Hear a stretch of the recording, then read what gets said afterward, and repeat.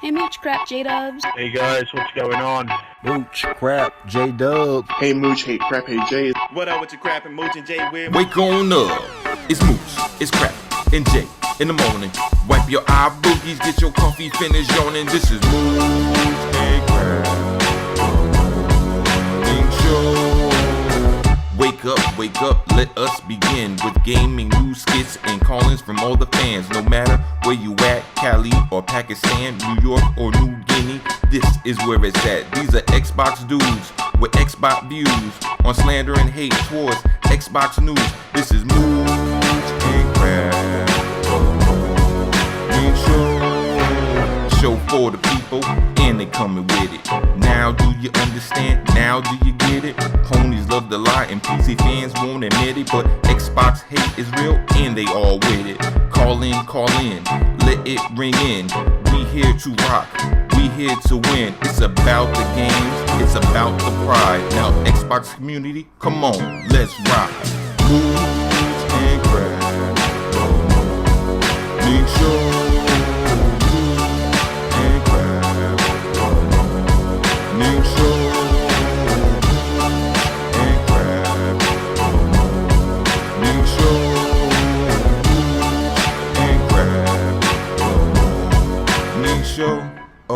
Mooch, Crap, J-Dub. ¿Cómo están, bitches? Hey Mooch and Crap, hey Jay. Hey Mooch and Crap. What up, Mooch and Crap and Jay? Sup, Mooch and Crap. Sup, J-Dubs. Hello, Mooch and Crap. What up, Mooch? What up, Crap? Hey, what's up, Mooch and Crap? You guys have the best damn podcast on YouTube, bar none.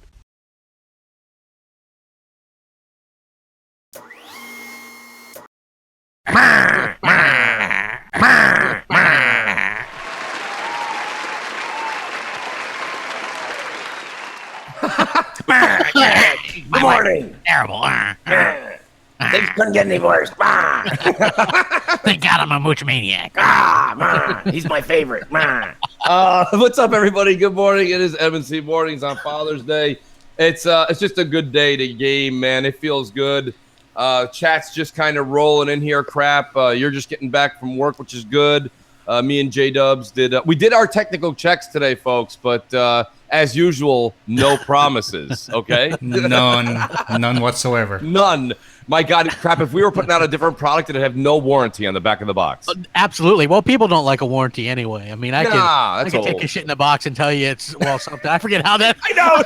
I've seen that movie like a million times, and I forget how it goes. I never remember that. Well, while everyone's shuffling in, we have a lot of our hardcore fans. Shout out to Triple Cup. Punk Dish is here. See a lot of Noof Nukem. Guys, tweet out the link. Let everybody know that we are live today on Father's Day. Crap. Real quick, FortNite is causing quite a shitstorm out there in the real world. Is this something that you guys might, FortNite, guys. You remember that game, right? It's so good. I love that beat, Crap. Jay, you're so good at that. I love it. Yeah, he is. What do you think, Crap? Can Fortnite force Sony's hand? Can they be forced? No, Sony is Sony. They're going to do what they want. But the good news is there's good news, Sony fans. Sony is listening to your concerns, and they've sold 79.3 million consoles. So, I mean, if that doesn't make you feel better about things, I don't know what will. When they responded with that, I keep thinking of that James Franco gif where it's wait, what? When he goes like, you know what I mean? It's like, yeah. It's like, what would you guys like for lunch? Well, I just mowed my lawn yesterday. What? I'm sorry. What was that? Completely different answer than you wanted to hear. Yeah, that sales thing, as much as we all know and give credit to Sony for doing so well in sales, it's just, I don't think you can use that in that particular instance. I agree. Yeah. But I it's funny because Fortnite, we had a bunch of people over hanging out. And a lot of people that were hanging out they're not gamers, but yet you know what they were talking about? They were talking about Fortnite. Just because he ended it early. He did end it early there. But yeah, Crap, that's the thing about this game that's so crazy. It's caught the general media, not just the gaming media. It's really caught fire. So and more people are picking it up on Switch now. So I don't know. The crossplay thing I think is 2 million in the first day. That's insane. First of all, that's wild. That number blows my mind. But I think Hey, if that you want me to take a shit in the boxing market, guaranteed I will. There we go. There I've it been is. searching for that this whole time. I figured. I'm like, where the hell's Crap? I'm like, I don't know how much Fortnite material I can do. Yeah, it's well, you know what? It is a little bit annoying because like when there's something that's kind of bugging you. Yeah. Right. Because we've tried to go there with that quote a couple times now. We have. Well, I tried doing the head up of butchers. Oh, never mind. I can't get that. It's like, wait, it's got to be your bull. Wait, I know that there's some kind of joke. like It's that. your ass. Or oh man, this is gonna be a good episode. I can already tell. Oh, we do have a lot God. of voicemails. We got do. a lot of, and if anybody wants to call in on Skype MC Space Mornings, Yes. if you guys want to talk about how amazing that Xbox E3 conference was, Yes. that's always something that the show's here for. That's why we're here, is Yep. so that you guys can call in and express how awesome it was, or maybe you didn't think it was awesome. Maybe you Right. thought it sucked. Maybe you were like, man, I'm really disappointed. I wanted to see something else. So I think that it's one of those interesting situations where Microsoft, I think, did a lot for themselves, and it's rare because you see the media actually on board with them for a change. Yeah. Well, Like Microsoft won, like even the polls, the reset era poll, the GameSpot, the GameStop, the every poll had Xbox winning. So you know what's funny, Crap, is two things I want to mention about that. I noticed that somebody was like, "Hey, Mooch, check this out. Look at what they're doing to dilute the actual fan response on who won." They said Xbox, Sony, Nintendo, and like the fourth option in the poll was gamers. Yeah, that's the Right? first time I think I've seen that. Yeah, of course. And it reminds me of that time we did a rundown, and Jay put himself in there, right? Yeah, you remember and so that? It dilutes, Everything and it went off diluted. kilter. Yeah, and it like diluted what should have been just a straight Mooch versus Crap into. Wait a Jay second. Are Gummy. you trying to say that Jay's not important? Because I know a lot of people that actually really worship. It's true. Yeah, it is mighty- true. mighty Look at that. Wow. That's a great picture you got there, Jay. No, I think a lot of people love Jay. So no, Jay, that So was Jay has warranted. his own little animation go up and stuff, and you have the "It's not my bag." That's not my bag, baby. Yeah, you I have like that one. it's the Christopher Walken interpretation of Austin Powers. Yeah, it is. Hey, That's DJ not my Singh- bag, baby. I almost spit my coffee out. DJ Singh in the chat says, Mooch and Crap, but there's an Engadget article that says Microsoft was right about always online. I saw that. Isn't that so weird? Listen, we've been saying it for a while. Microsoft's always the reason they trip over their own feet is they're always ahead of the times, but that's the problem in this era, right? I mean, Crap, people were flipping out about digital buys, like digital games. Like, oh my God. Now, and I'm just throwing you in there, Crap, because you are a big fan of the physical disc, and now you're like probably 80-20, unless it's coming in a limited edition. You're probably going digital most times. These are the things that there's fears that we've built ourselves as gamers. And then once a company says it, we're like, look at that fear I had. They're making it happen. And it's like, well, wait, you made the fear up. The fear may not, sometimes it does. It doesn't truly exist. And I mean, I love the concept of digital gaming. I mean, honestly, guys, digital gaming versus the physical disc is the equivalent of the roll-up window in the car versus the push button. It's not like one's a big deal over the other, but could you even imagine getting in a car right now and cranking the window down? Yeah, like it's beyond your belief. So now when you're going from game, I'm playing a game, and then Noof Nukem Noof's like, hey, we're gonna play this game. Hey, it's me, Noof Nukem. I'm in the room. I'm in your headset now. And he's like, all right, you know what I mean? So, and he's like, we're gonna do this. I just click over. I don't get up, take the disc out, go back, put the disc in, sit down. Your game is loading. It don't need that nonsense. So we do have a call, though. I apologize. Yes. MNC Mornings, what's up?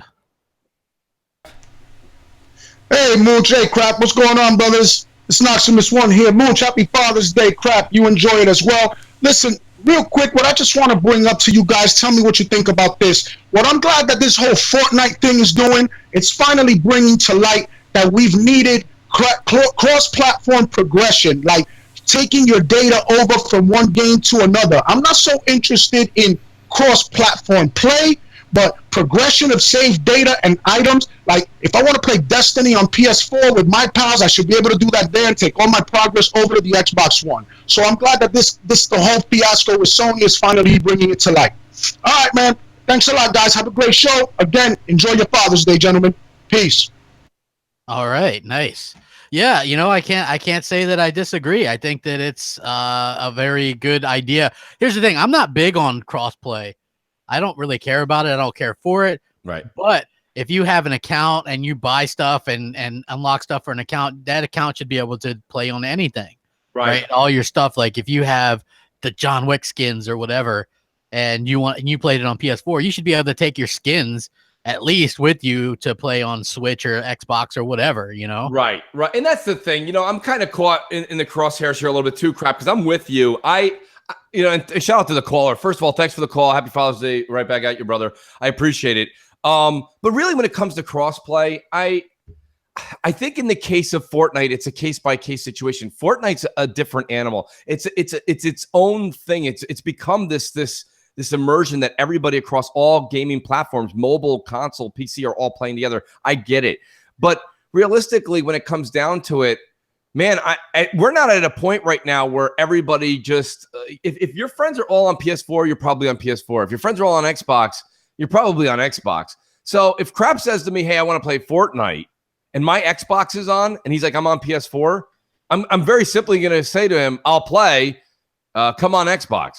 Like, I don't think that's but I get the ease, and maybe this is one of those things I was just talking about, Crap, where it's the fear we've built in, and really there is no fear.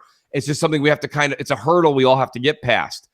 But realistically, these platforms need you to exist on their particular platform. So I understand where Sony's coming from. I think Sony should ease up and do it a case-by-case situation.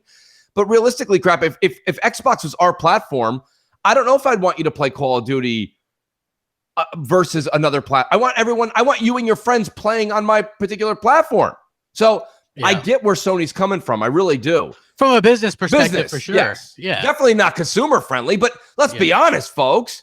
This consumer friendly thing is really great, and I'm for it. I'm a consumer, but sometimes I think we're asking for, everything to be consumer friendly. I mean, not everything's consumer friendly. I don't know. I think we pick. No, I'm not consumer friendly. It's great. I mean, it is what it is. So I don't know. I think that's why I said case by case situation for each game. And I think Fortnite does need to be crossplay because it's a phenomenon. You know what I mean? It's taken the world by storm.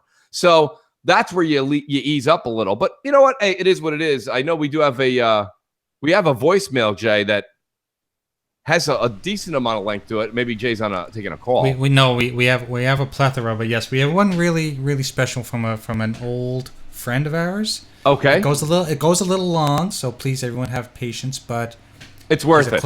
He's a close friend of the show. Yes, he is. That's why we do this. Here we go. It's Def Jam Bam. What's up, Mooch, Crap, Jay? How y'all doing this morning? As you get this message, it's probably Father's Day, so happy Father's Day to y'all. Hope y'all enjoy your day. I'm not a father, I'm single, so single life. You know how that is. But, I follow his Instagram. Yeah, let's get on to E3 wrap up. As far as Microsoft, PlayStation, Nintendo, who really won? I would say the gamers won, because all the gamers that was interested in something in each conference got what they wanted. So, in reality, the gamers won. But, if I had to pick a conference, Microsoft came out, they delivered what they were supposed to, they delivered on what they needed to do. They had to address studios, they did that. Of course, they're going to show marketing third-party games and all that. We know that. All companies do that. But that Ninja Theory was definitely a surprise. I didn't see that coming. And Playground, we already knew about that. Yeah, it was just what the fuck took so long. And they made a new studio, so that's good. I'm sorry, when I saw that Gears pop and that Gears tactic, I was ready to trade my Xbox in. I was looking like, what the fuck is this shit? But then they came out with the Gears 5. I was loving what I was seeing. And look, I don't have a problem, because supposedly on Twitter, people was having problems with Kate being the protagonist in Gears 5. I don't care. As long as the story is good, as long as the game is great. Gears is going to be Gears in me. So, like I said, Gears is always one of my favorite franchises. So, I can't wait to see more on that. And Forza was just fucking beautiful. And, Sony, as for Sony, hey, look, Sony showed the games. Let's not take that away from them. Even if they did that in the back of Mooch's shed or Crap's shed, they showed the games. Now, the presentation and all that, I didn't bother to watch it. I just looked at the trailers. Because from what everybody was saying on Twitter, I wasn't missing much. But I ain't gonna lie, Sony's, I never played a Last of Us game. That Last of Us 2 looked great. I kind of felt like Tomb Raider-ish to me, but that's not a problem. There's nothing wrong with that. But Last of Us 2 looked great. Ghost of Tsushima looked great. Spider-Man, so nothing too much to say about that. Swing to the right. And what else? It's Big Mooch. It's Big Mooch. Oh, Death Stranding. Looks good. Look like it's going to be a good game, but what the fuck is that game? I don't know. Like this, what is this? Like second time they done showed that game off, and we still don't know what the fuck it is. Like, come on now, Kojima, what are you doing? Give us a bone here. What is this game? What are we? As Boom said it, that's the luggage simulator. Shout out to Boom. And yeah, but don't get me wrong. Graphically, the games look good. They all don't got no release dates, so we'll see. We'll see when they come out. And Nintendo, I didn't even bother to watch Nintendo. I can care less about Nintendo. But I want to get y'all guys' thoughts on E3 conferences. What y'all like, what y'all didn't like. Oh, and Mooch, Division 2 next year. We'll be playing that co-op. You already know what time it is. I don't want it. Crap and Mooch, don't y'all start that. Hey, man, that 1 week was good. I don't want to hear that shit. I don't want to hear that shit at all. But everybody in the chat listening in and MSC in the mornings, hit that like button. Share this out. I'm out. Jay, play the Seagulls. MNC and Bam in the mornings. Yeah, MNC Bam. That's so good. I told you guys it was a long one. Yeah, we were prepped for that one. Yeah, it was good. So, you know what? I saw a lot of stuff that I liked. Cyberpunk, I'm interested in. Obviously, I heard that was really good. They did a behind the closed doors thing that was awesome. Yeah. Forza Horizon 4, the seasons, and that just blew me away. 4K, there's a 60 frames per second mode on that. Seeing Gears 5 after they trolled us. Yes. Gears Pop, that was awesome. The announcement of 5 studios, I know that's not like a game per se, but it's going to be games. That's Did what's you find it interesting, Crap, that like a lot of these studios sit there and they're like, I want my independence. Don't take my independence from me. And then they sign, they later on they end up coming back and they sign with Microsoft. It's interesting, isn't it? I don't know. Maybe we're overusing the word independence. I don't know. Yeah, I mean, I think that I think that whole independence thing is something that maybe only really works with a few real developers, right? Because everybody else, you're always just looking for that next paycheck. Exactly. If you don't have that place for that next paycheck, what are you gonna do? Yeah. No, that's the thing. I mean, I get that. Yes. But like that's why I sit there and I say I don't think necessarily their independence is that big of a deal then necessarily. I don't know. I mean, or Microsoft's giving them that freedom. Yeah, well, I mean, look, here's the thing. If you look at the studios that they signed, particularly Compulsion Games and Ninja Theory, and then of course the Initiative, it looks like those 3 have total independence to do whatever they want. I would expect probably new IPs from those quite often. Where it looks like Undead Labs is going to be doing State of Decay 3. They're a State of Decay developer. That's what they do. Right. So I wouldn't expect anything new from them, to be honest with you. No. And Playground Games, I'd expect them for the foreseeable future to focus on Forza Horizon and Fable. So yeah, and I mean that's all but known. So I think that's great. I there's one thing you keep saying. I've listened to a few of the shows over the past week. Crap, you keep saying, and Ninja Theory is going to make a single player game. yeah, And I sit there every time I hear you say that, and I'm like, huh. I don't know if that's written in stone. I think that I think there's a chance that Microsoft might say, listen, I'm going to give you all the freedom in the world, but make sure your game has a multiplayer. No, they have all the they already started on something. But how do we know Microsoft maybe they want to do something multiplayer? How do maybe we know they do? Oh, okay. Every game that they've ever done has been single player. That is true. Yeah, I mean, we should look at their track record, right? I mean, that does. I guess you're right in that retrospect. Damn right I am. CrapGamer, right? That's Write right. it down, Get that damn t-shirt. You heard it here first. Jay, let's do a voicemail. Again, I think the next few are going to be quite shorter. A lot shorter. Yeah, definitely. So let's go with...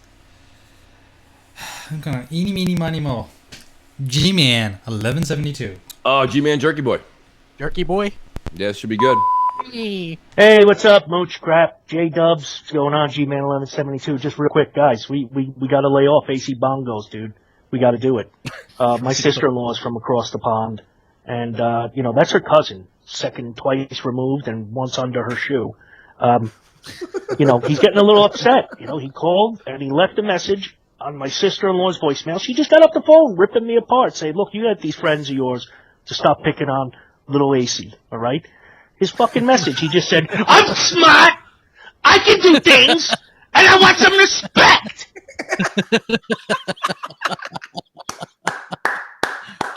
Oh, I love G-Man Jerky Boy. He is awesome, man. He should put out his own LP, man. I'd buy that. That was great. I'm smart. Oh no, listen. You get that, and I don't know who else gets it, but that's funny. Listen, he's Fredo. I mean, listen. The thing about it is, I love Graham. I think Graham's actually one of the nicest people, probably to be employed by Microsoft. But it's so funny because if you look at where they plug Graham into the shows, it's literally like he's Fredo. It's like in Godfather, they put Fredo over in Vegas and they put him in there as like a holding spot. Like you go over there and hold down the Corleone name and we'll let you know when we need you. You know what I mean? It's like, and now after all these big announcements, Graham Boyd will talk all your ears off about the new pop-up toys from Gears of War. And the audience goes silent. You know what I mean? It's like, everything Graham covers generally has no interest. So I don't know, for some reason, and he's always, you know what I mean? It's always like he's like caught deer in headlights. It's funny. There's a lot of people that are doing gaming news or reporting across the media in the gaming world, and a lot of them don't really look like they should be doing gaming news media across the gaming world. You know what I mean? I don't know why, but it's almost like when somebody leaves, the next person behind the camera just stands in front of it. Who's next? Me, sir. Me. Like Microsoft is so weird with who they let like interview and do that stuff, right? Like I saw her name is Tina. She used to be on G4 TV interviewing Phil Spencer at Inside Xbox. It's like sometimes they'll have Chobot do it, sometimes they'll have somebody else do it. It's like I wish they'd have like a dedicated team, to do stuff like that. Just because it just gets so weird. Like I always thought when they were doing that TV angle, that it made sense for them to do like shows on their own dashboard again. I love that. Right. You know what I mean? Like I really thought that was cool, and I hate the fact that they stopped doing that. So, but overall, man, I gotta say the interviews afterwards, much more fun, much more everything. Yeah. And the actual E3 itself. Like E3 was great. Yeah, the whole week after was really great. The information that came out was great. I liked that the E3 week doesn't end because the show's over on stage. Yeah, exactly. And we get more and more stuff, more and more announcements, more and more kind of idea of where Microsoft's going. I like that. I think that's right. That's the part that I look forward to the most. Also, the fact that Sony kind of got the shit end of the stick for a change. I like that a lot. Right. Yeah, I do too. I really do. I think that the way that they have the format right now is great. Now, what's weird though, Crap, is I see that from the Microsoft end, right? They have the Inside Xbox the day after, then they have all these little extra shows that sometimes they'll do at 6 p.m. Last year they didn't have Inside Xbox. They did like a series of 6 p.m. Eastern time shows. Every night it was like a quick half hour, 40 minutes, and it was the same thing that Inside Xbox did, but they spread it out. Does Sony do a lot of? I didn't see a lot of post E3 Sony information come out. Well, I mean, what are they going to show off? That guy backpacking, Norman Reedus with all kinds of different bags and packs. Hey, you just bring Norman Reedus out there and everybody just goes crazy, right, Crap? He could have just signed up for autograph signings and it would have been a hit. Exactly. But for me, it wasn't. And then, look, and I get called a hater. I get called a lot of stuff because wasn't particularly a fan of the stuff that they showed. I think that, let me be clear, I think that The Last of Us 2 will overtake God of War as the game of our puny existence as mortals. Yes, it will. It will, but it's not for me. Like that's not your bag. Yeah, it's not my bag. Oh, that's not my bag, baby. Exactly.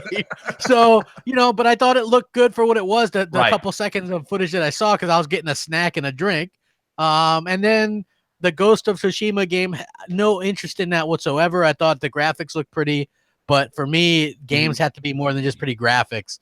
And then of course, a game where you just walk around exploring, that's not my bag either. And then Spider-Man, which I actually think they did themselves a disservice by showing that particular footage. I would have rather them do swing to the left, swing to the right, QTE, because what they showed there looked very Arkham City-ish, right? Yeah.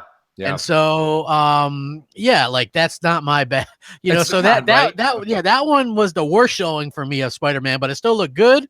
I'm still getting it. It's just, that was like, it just seemed more generic to me. Like, yes. Well, listen, here's the thing. And guys, take this, please. If you're big comic book fans of Spider-Man, just for a second, put that side of you down and listen to what I have to say. Spider-Man, this is not really a critique or a negative. Spider-Man.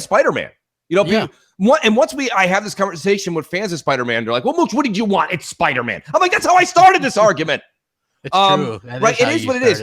Right? It's just swinging around. I understand the city is detailed and it looks good. I get it. I love Insomniac games. They do great work.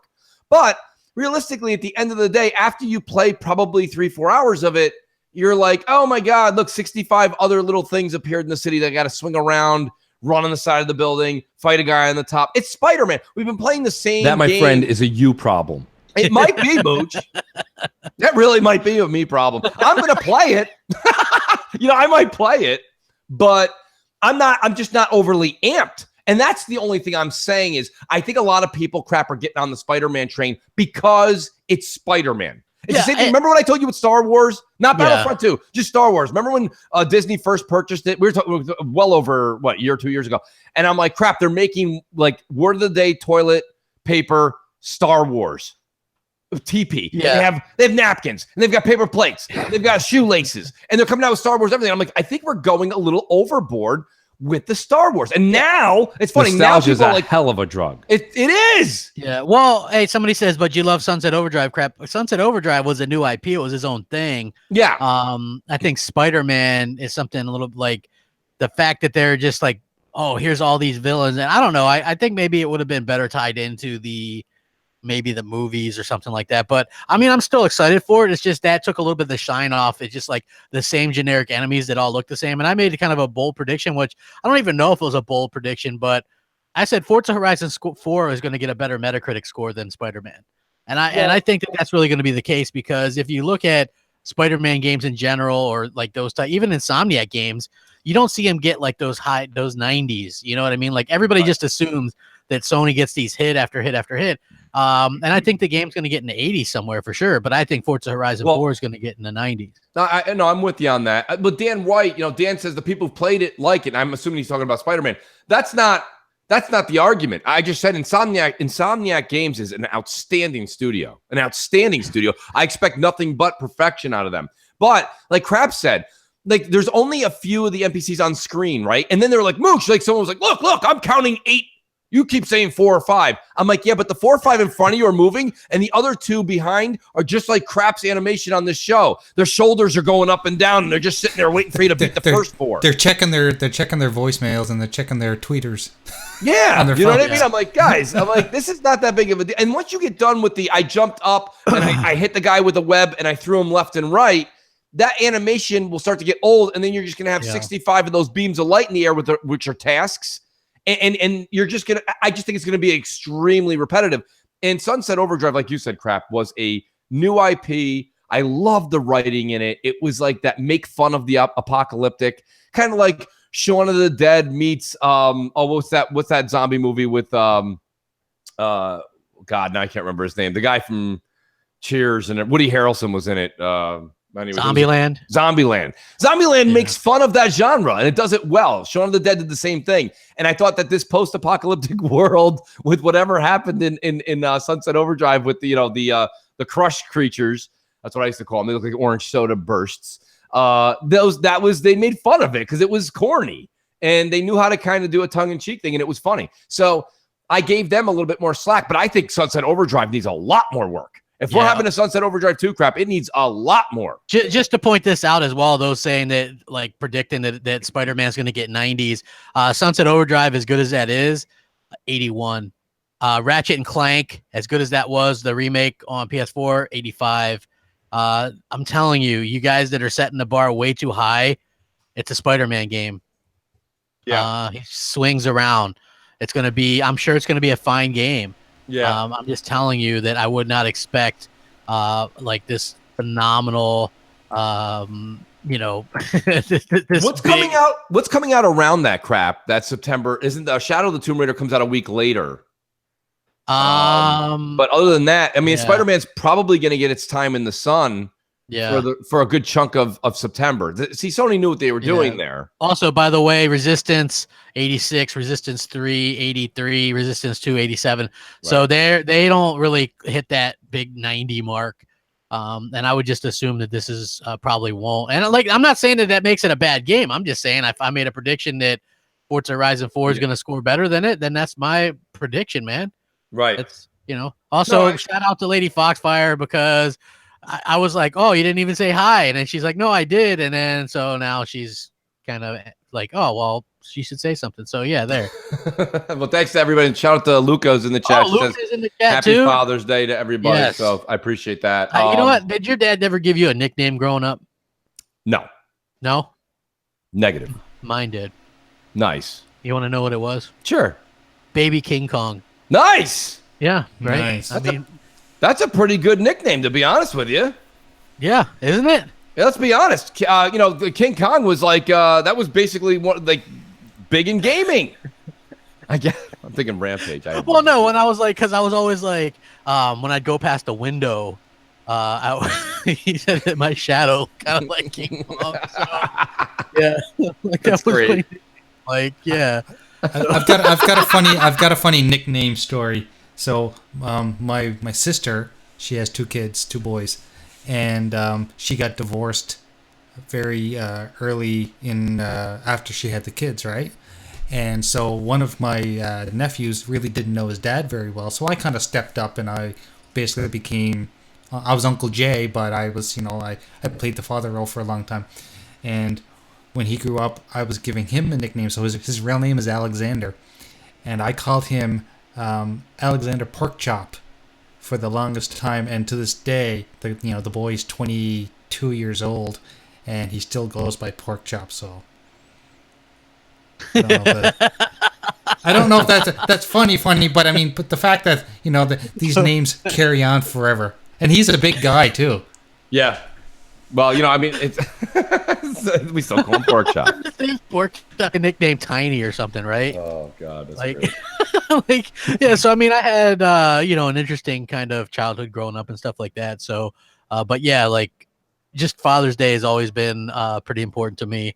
That's cool as well. So absolutely, I agree. I mean, I think a lot of it too. I've mentioned it on multiple shows. I think that, and I won't speak for you or Jay, but one of the things that was really cool, me growing up, my dad was really into gaming. He liked, did he do what we do as dads? Not quite as much as all of us do, but he was cool with it. You know what I mean? So it was awesome. Like I remember some of my friends, their parents were not cool with gaming. You know what I mean? They're like, but my dad was like, you guys just jamming out. We would just play video games Saturday, all of us. It was a blast. You know what I mean? So that's kind of like, Father's Day does play a major role with you know, not just father and son. Hey, Noof was like, Noof goes, time to rebrand the channel, crap. You know what this means now? You're gonna go from a rhino to a big gorilla now. I still like being the rhino, but I would go rhino. I always liked that. Like, I didn't mind that nickname. I was like, hey, that's not too bad, you know? Like, not just that, but if Crap became King Kong, that would mean that you're like, he's your daddy, Jay. Who is your daddy? I'm Diddy and Kong. what does he do? Who is your daddy? And what does he do? We should get that sound bit. Oh, that's a good one. We should. Right? Like, Jay, get on that, man. Yeah. You guys got to stop laughing between the takes, and then I'd be able to cut it out. Right? clean. you know Like Crossfire. Crossfire!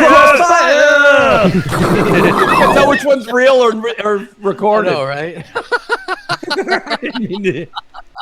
I've been giving Jay all these like code words to do some great things. I don't know where Jay, you missed my Bill Pullman. I wanted to have a Bill Pullman speech in there. Oh, absolutely. Quietly into the night. Yes. We will not vanish without a fight. Correct. Remember I was bringing up the independence of the game companies? Yes. Oh, Bill. He was so much better in the first one. We celebrate our Independence Day. Dude, I hate to say this, but I pretend like the second one never even existed. Wait, say again? I pretend like the second one doesn't even exist. I know. I mean, Bill Pullman in that is so the bad. ex-president of the United States in that. Like, he looked terrible. He looked crazy. Yeah, he's all nuts. Yeah, he's like got a big beard and stuff. Yeah. It's bad. Like, Guy who not that big saves the beards are planet. bad. I mean, even if he ends up going crazy, you got to give him that respect for the rest of his life. Yeah. Save the planet. Yeah, he did. And then same thing with Uncle Eddie. Uncle Eddie. That's great. Cousin Eddie. Yeah, oh, sorry, Cousin Eddie. Yeah. So good. He's like, it's the gift that keeps on giving all year long, Clark. The Jelly of the Month Club. Oh, I love that. This is great. This is Father's Day. This is what it should be. These are great memories of old school movies. Jay, if we got a voicemail, we probably should play the one of a million we have. Yeah. Certainly. So I'm trying to sort these out because a lot of them were from pre-E3, and I'm afraid that a lot of the things that they're going to ask are kind of going to be irrelevant. But yeah, we do have a couple pre-E3s in there. Yeah. So I'm gonna go back a little bit from last week, and if it's a little irrelevant, you guys can just deal with that. But we have KAH Masters. All right. Okay. Mooch, Crap, J-Dub, it's your boy KH. After a month delay off, I'm back. Talk about this Xbox thing, E3 coming up, and we'll see what Phil got his hand. I think he got some couple of bangers coming out, but we'll see. My main question for you guys is, what is the one thing that Xbox must show? Not is what you want, that even if this is the most boring answer in the world, what the one thing that Xbox must show you at E3 to keep you happy, or at least content with how Xbox are going? Well, that's my question, guys. Peace. That was easy. They had to show some of those studio announcements, and I don't think anybody expected 5. I expected 3, but not 5, because 5 is more than 3. Last I checked, I'll tell you this much crap. And I know that's an older call, but listen, there's something that was in the chat too, so I'll tie it in together. Donald Blades, he says, "Hey Mooch, Crap, what do you guys think about the Slip Space engine?" I believe that's what he's talking about in referring to Halo Infinite. I believe. Yeah. Listen, that to me was something that Microsoft had to do. They had to show Halo. They had to show Halo because, and they're taking. To be fair, you know what they're doing that a lot of people said that they should do. They're reinventing their big hit exclusives. Yes. Like if you look at what's happening in the Gears, they're taking a very different kind of turn with that, and people are even comparing it to the turn that God of War took. And if you look at Halo, they're taking their time with it, and obviously taking it back a little bit to the drawing board. Rain G4 says, "Mooch and Crap, happy Father's Day." Thank you, bro. Thank you, Rain. Appreciate it. And also, the guy that voiced Halo or Master Chief, Steve Downs, confirmed that he's coming back for that one as well. So That's good. People wanted to play as Master Chief. Why in the world? That's like that's like Mooch and Crap show without Mooch and Crap. Yeah, next week's episode will be without Sans, Mooch and Crap. Yeah, next week's episode is going to be hosted by Bob and John Boy. Bob and Jimmy, yeah.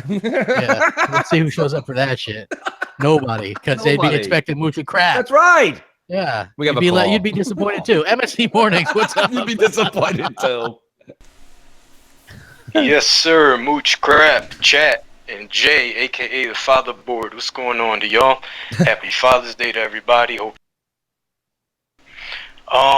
Man, still just reeling about E3 right now. I feel like Microsoft killed it, man. I would have liked for them to have had some maybe exclusive content shown. Like if they had marketing rights for Red Dead and gave that gang hideout as like some exclusive content to Xbox, that would have been huge. But Cyberpunk did it for me. That game is going to be a juggernaut. I'd literally put that against really any other game, even Red Dead.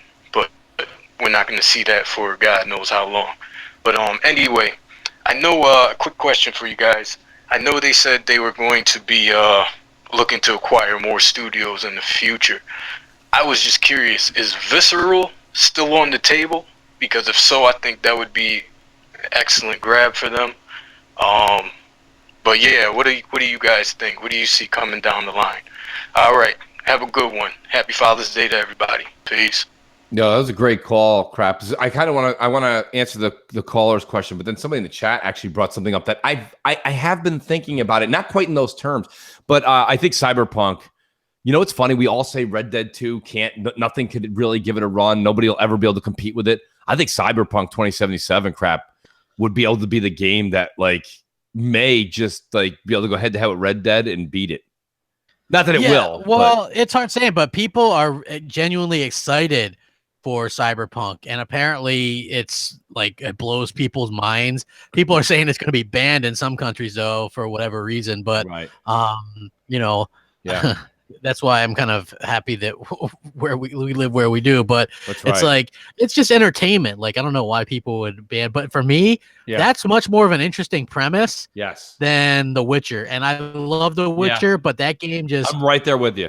Yeah, it's just maybe too vast or too, I don't know. This may be just as vast, but I think the environment, it kind of intrigues me more than The Witcher. And The Witcher is a beautiful game. There's not even a negative I could say about it, except for the fact that maybe the only negative is it's too damn long. Yeah. I mean, but you know what's funny? There's a fan says it's too boring for many people. I felt like there was some parts that was really, really good. Yeah. And then some parts that just got kind of boring.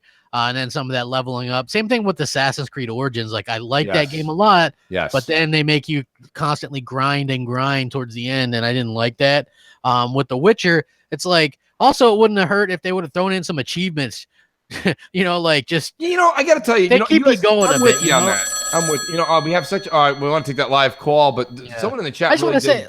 I was playing, I know we got a call in a second. I was playing that Onrush game, and I was about to put it up, and then I started popping these achievements last night, stayed on another hour and a half. Yeah, the achievements in that game, they literally, you have to just get them for playing, dive, duck, and dodge. Those things are just thrown. I love that game. But MNC Mornings, what up? Happy Father's Day. Hey, Mooch and Crap, and all hail Jay, all hail Jay. Man, E3 was pretty awesome. It would have been nice to see Fable, but I think since they showed Cyberpunk, I think they're going to save Fable probably for Gamescom. Well, anyway, my question is this Battle Royale that's coming to Call of Duty. Now, how's that going to work? Because they put Call of Duty out every year. Are they going to just put a new Battle Royale out every year, or do you think they're just going to expand on the one that they're making? I would love to hear your thoughts. Thank you very much. Bye. I think they're going to expand on what they're making because I think they're going to do different ones. Different what? Different battle royales. You think so? Yeah, I think they'll have new maps. But no, this one's run by Treyarch, right? So they're gonna have those characters or whatever. Okay. But still battle royale. Yeah, and then next year, we've heard that it's going to be Modern Warfare 4, and they're going to have Battle Royale and also bring back a campaign. So thankfully, hopefully I'll be able to pick that one up. The only way I'm getting Call of Duty Black Ops 4 is if Luca wins it for me or somebody mooches me a copy. Yeah, well, I got news for you. I'll be all over that Blackout. That thing looks great. We haven't even seen anything of it yet. That's why I'm like, it's gonna be fun. Crap, it's gonna be look, fun. Hashtag fun. I'm not saying that I can't sit here and tell anybody Call of Duty's the must buy of this fall. No way. All those games, they're all kind of getting played out, right? I mean, Call of Duty Battlefield, we've been playing these things for a decade. It's like, all right, I get it. Yeah. But not only that, but did you see like another bit of anti-consumer bit that they have with that game is you used to be able to buy the maps individually. Yeah. Now you have to have the season pass. So, I mean, okay. All right. Well, hey, if they get bit in the ass, you'll see that change next year. I don't know. Just look at what happened to Microsoft, right? I'm not buying any extra maps. I'll tell you that much. Oh, you're gonna have to, man. They're gonna want you to buy extra maps. They're gonna want me to. I haven't bought new maps concerning Call of Duty, and I can't tell you how long. I years and years and years. I don't buy those. Me too. Well, we have a call again. Let's take that call real quick. M&C morning. Morning. What's up? Hey, Mooch and Crap. This is Sir X, man. I just had a thought. Sony's press conferences have been getting weaker and weaker every year. To use a Moochism, I can't believe I'm doing this. They broke. They are broke. So that's why their conferences are weaker and weaker and weaker. And Microsoft got money. That's all my theory. That's it. I'll talk to you guys later. Thanks, Jay. I mean, look, here's the deal. It's one of those instances where, and I gave credit on Crossfire to Zaire. When you start seeing Microsoft become the behemoth that they are, like Sony can't compete. They can't. It's a different hemisphere, folks. It doesn't. Yeah. And it's not a diss on Sony. It's just not. It's two different worlds. I get exactly what you're saying. I also want to chime in that Visceral Games is done, so there's nothing Microsoft can do with those because I forgot to answer that question. Oh, that's right. That's right. But what I noticed was that people are starting to take note that Microsoft is doing this whole sort of like good guy thing, and it could pay off for them, right? So I think that people are really starting to take this. So here's an interesting quote from a story about Microsoft and what they're doing. It says, so what does it all mean? It means that Microsoft is differentiating themselves from Sony, their chief competitor, in preparation for the next console generation, generating goodwill with the gaming community, giving them as much freedom and choice as possible whilst they choose which games to play and how to play them. Play a huge catalog of great games for a cheap monthly payment, interact with your friends on other consoles, access an expansive library of classic titles, and embrace your nostalgia, then wait with bated breath for the fantastic new exclusives that Microsoft is developing with their talented new studios. Really, Microsoft is simply putting themselves in a favorable position as possible for next gen's console wars. Right. And that's, I couldn't have said it better. Like, we're all wondering why they're so nice and so this or so that. That's the reason. It's so that you have no ammo against them, right? Like, there's literally nothing anybody can hate on them for. Like, the exclusive thing was the last thing, and they've got 5 new studios all working on games, and they're looking to even get more. Yeah. Right. Like, there's literally what's left to hate on. Honestly, what is left? It's hard. They've got the powerful console. They're not lacking in the power department. They've already had the best controller and online. Now you've got the games being made as we speak, and now you're seeing their commitment to gaming by promising not only is the next console in development, but the next consoles are in are in discussion or R&D. So now that you see the commitment and you see the roadmap, and Microsoft is now spending money. Listen, that's what we were saying. I wouldn't use the word Sony's broke. They're not broke. But the thing about Sony, in comparison, Sony is sweating right now. You're probably going, Mooch, how the hell are they sweating when they're up? Right. It's our time down here. It really is crap. I got to tell you, it's our time. We've been waiting for 4 years for this. Basically, I was just waiting for the roadmap and commitment letter, and we got it. Yeah. But realistically, Sony's sweating because if Microsoft decides to pull out the wallet, Sony can't compete. Sony can't come out and tomorrow and be like, we bought these 6 studios. Yeah. No, you didn't. Yeah. You know, I mean, maybe they can buy one more. Hey, and they got a great list of developers already. Here's another interesting article because I kind of saved these and check them out about the E3s, talking about Microsoft's E3 and Sony's. It says, by contrast, Sony, this is a totally different article, by the way. By contrast, Sony's press conference was a confusing mess in terms of both its intermission-filled presentation and the poor way they showcased the games themselves, almost seeming to encourage talk that too many of them shared the same basic tone and gameplay formula. So when the media is picking up that your games are all sharing the same basic tone and gameplay formula, you know, I'm just saying. And then it also concludes by saying the media briefing was proof that Sony are not infallible and are more easily rattled than you might imagine. Yeah, I mean, I tend to think a lot of that's right. I think a lot of that's right because we said that years ago. Funny that they didn't cite the source of Mooch and Crap, but that's okay. But realistically, Crap, I'll tell you this much for all you Sony fans that are here. I actually didn't mind the Sony conference.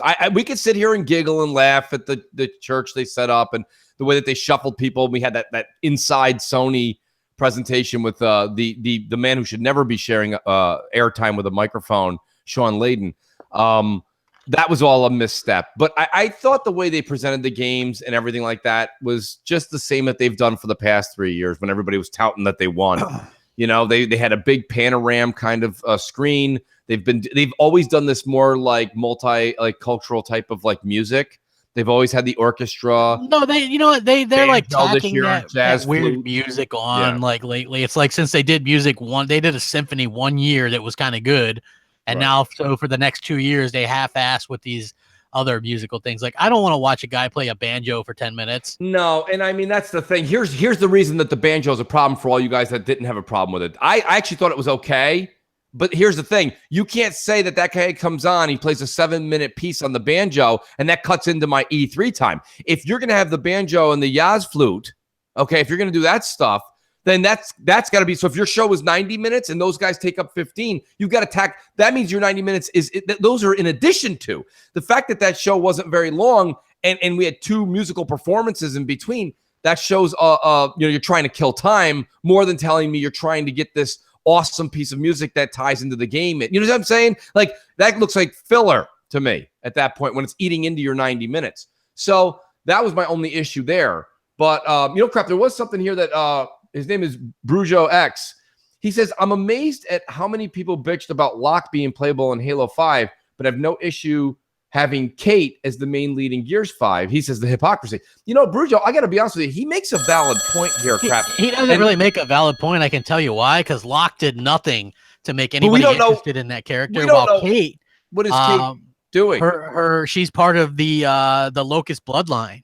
So she's trying to find out more, but like that instantly is going to grab people into it. All right. I like where you went with that. Yeah. Like I can already tell you right now that cliffhanger had you wonder what was going on. And so it was a natural progression to play as Kate. It's nothing to do with. But going back to you saying all these years, Crap, I just want to play as the Chief in Halo. Yeah, well, I want to play as Marcus. This will Marcus, be 2 games. I don't get to play as Marcus, really. Well, Marcus isn't like, this is like the next generation thing. They went in a different direction, It's like, look, when you play The Last of Us 2, you know what? They say Joel's not a character you play as. It's only Ellie.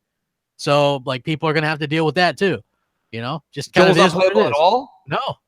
Oh, I didn't know that. I thought Joel was going to be in parts. I thought it was going to be switching off like the end of The Last of Us. According to Naughty Dog, he's not. So. I mean, they know. Yeah. We do have a call. MNC Mornings, what's up? Hey, Mooch and Crap, this is Luis from New Mex, Southeast.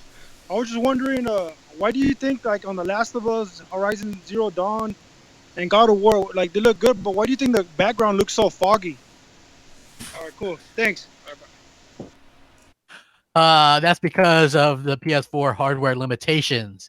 That's called draw distance. And the PS4 and PS4 Pro is not able to achieve like great draw distance. If you want to see great draw distance, load up a game like Assassin's Creed Origins on your Xbox One X and then take a look at how far you can see in the distance. Yeah. I bet you that plays a role. I know part of it's probably a smidgen of artistic creativity. Man, come on, dude. Look at that. Like Uncharted 4.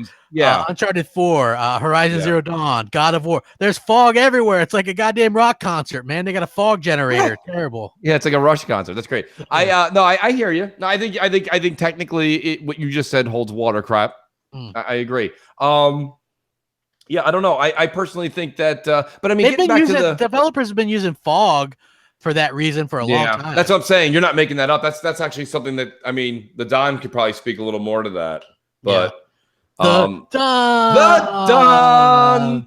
I think he might be winning that that damn what do you call it? That Xbot thing. He does that gameplay. I always vote for the Don no matter what. And it's just for funny. One time he just had like some mud trucks. I try to hook up Predator. Predator's always looking for a W in that too. Yeah, you know what? I voted for Predator when the Don wasn't part of the thing. I just think it's funny. Like I don't even think I saw the last gameplay because I was busy or something. But I was just like, Right. oh, I'm gonna vote for the Don. Well, let's take another voicemail, J Dubs, unless you're on the phone. No, I'm here. Jay. That never gets old either. That wasn't the Jay we were looking for. Jay. I'm here. So good. Let's play a You guys voicemail. hear me? Yeah, we hear you. We're waiting to hear your damn voicemail. Damn it. Okay, well, I was waiting for you guys to respond that you guys could actually hear what I was saying. Sorry. Oh yeah, no, we can hear you. Okay, so Ben Law says a vote for Don is a vote for world peace. A vote for Mooch is a vote for Donnie D. It's not true, but it's got a nice ring to it. We've got our old friend Triple Cup Chuck. And he's up. He's up. Oh man, is he ever up in this one? What up with your crapping Mooch and J Dub? This your boy Triple Cup Chuck, and I'm up. And man, what an E3 we had this year here. See, me, I'm not really concerned about exclusive games and what stage they were showing on. I'm more concerned about what games can I play and what games change my opinion, like Crackdown 3. Oh my God. See, at first I wasn't really concerned about this game. It was like, all right, I want it to be successful because of the power of the cloud. But when I seen it at E3 this year here with Terry Crews, man, that game looked amazing. Day one, I'm diving. Sea of Thieves, you know what I'm saying, with that ghost stuff there, walking the plane, pun intended. Day one, I'm diving. You know that PlayStation game, that Ghost of Tsushima? Yeah, man, y'all know what game I'm talking about. Day one, I'm diving. Last of Us 2, day one, I'm diving. Battlefield 5, day one, I'm diving. Jump Force, day one, I'm diving. Ori and the Blind Forest 2, day one, I'm diving. And my question is for you, Mooch and Crap, is what game that changed your opinion about? Like, you know what I'm saying, it could be a game that you was interested in, but not interested in no more because of E3, a game that you wasn't interested in, and now you're interested in. Well, say, Jay, I got one last thing to say. If I win, I want you to give it to Sir X-Men so Sir X-Men can give it to Luca. This your boy Triple Cup Chuck, and I'm out. And can't nobody say I'm out the way I say I'm out. I'm out. I need to stamp that shit. Yo, Triple Cup is the best. I love it when Triple Cup calls in. Yeah, no, I mean, so basically what he's saying is, what did you go into E3 going and leave being like, I'm all in? You know what was weird was, I don't know. Like, I think that the stuff that I was already interested in, I'm still interested in, and there's not anything like wow new. In fact, a little bit the opposite. Like I said, Spider-Man was a little bit of a turn off with how they showed that. Yeah. No, I actually thought that, you know what? I did like the campaign stuff that they showed for Crackdown 3. That looked much better. I did. A lot less generic. I would like say driving up Crackdown's the one that I would say buildings probably when I'm in that Triple Cup Yeah. state of mind right there, because that was a game that I was like, okay, I'm down with it, but I'm not excited. And I got a little more amped because it looks like they went back to the drawing board crap. It looks like they cleaned things up. It looks really What are good. you guys thinking about those Tron cars and Tron tanks that they put in that? Those Oh, look I love amazing. that. I like that. It turns into a tank, man, and you can throw it. So That I thought shit that is was amazing. awesome. Yeah, yeah, that's really cool. I like that because last year the footage that we saw looked generic, right? It looked really just bad, and I heard from people. I hope there's more to it, crap. And you're a Crackdown fan. I played the first one when it got up-res to 4K. It's fun. It's fun, but I always feel like there's no purpose. Like you're just running around aimlessly shooting, and there's orbs around. I'm like, all right, I just hope that they go, listen, we're keeping the same thing. Like you say, Crackdown's Crackdown. Don't change it. But like after you get so many orbs, this part of the city unlocks, or this happens. That is how Crackdown is. Is that what it is? Yes. I didn't play it long enough. Okay, so if you play Crackdown 1, I really didn't. Each part of the city is controlled by a different crime boss, and then you've got to like mess up their stuff to get that crime boss to present himself for you to go take him out, and then you get control of that city. Like and you can do it co-op. It's it's a fun game. That's why people like that game. Right. Yeah. So that's what they need to do with this, and it looks like there's other like crime bosses. They're going back to that kind of setup, and I like that, And I just think that, and what Phil Spencer said about the multiplayer stuff. He is not talking about the power of the cloud anymore, because he's like, when I saw that interview with him with Giant Bomb, which was amazing, and he's like, yeah, you can hear me talk about the power of the cloud on some interview years ago. He's like, but we don't go around talking about that, but it's there, it works how it's supposed to, and I think that's the key thing people want to know, and they're going to show it to us again later this year. Well, that's good. I think that it's right that they re-showed us how much better the campaign looks, and then show us the multiplayer a little bit later, whatever, maybe they do a second show this year or whatever, and I think that people are going to kind of respond to that. So I'm excited to see what they do. And I like that series. I even like the second one. You don't think there's too much chaos on the screen going for the first one? It's like Nah. everything's all over, like an enemy. The enemies look just like the civilians, and you're shooting civilians and the enemy. I don't know. It was a bit of a. I hope it's just a little cleaner when you're playing the first. I don't know about. I'm not commenting on the multiplayer. I'm only commenting on the single player, because I actually want to play the single player Crackdown. Yeah. But someone in the chat asked about the Halo game. He says, Mooch and Crap, because this new open world, in quotes, Halo Infinite game going to be out. He says, but I think he meant out on Xbox One, but is it built for next gen? I don't think you're seeing Infinite until next generation. Yeah, probably going to launch.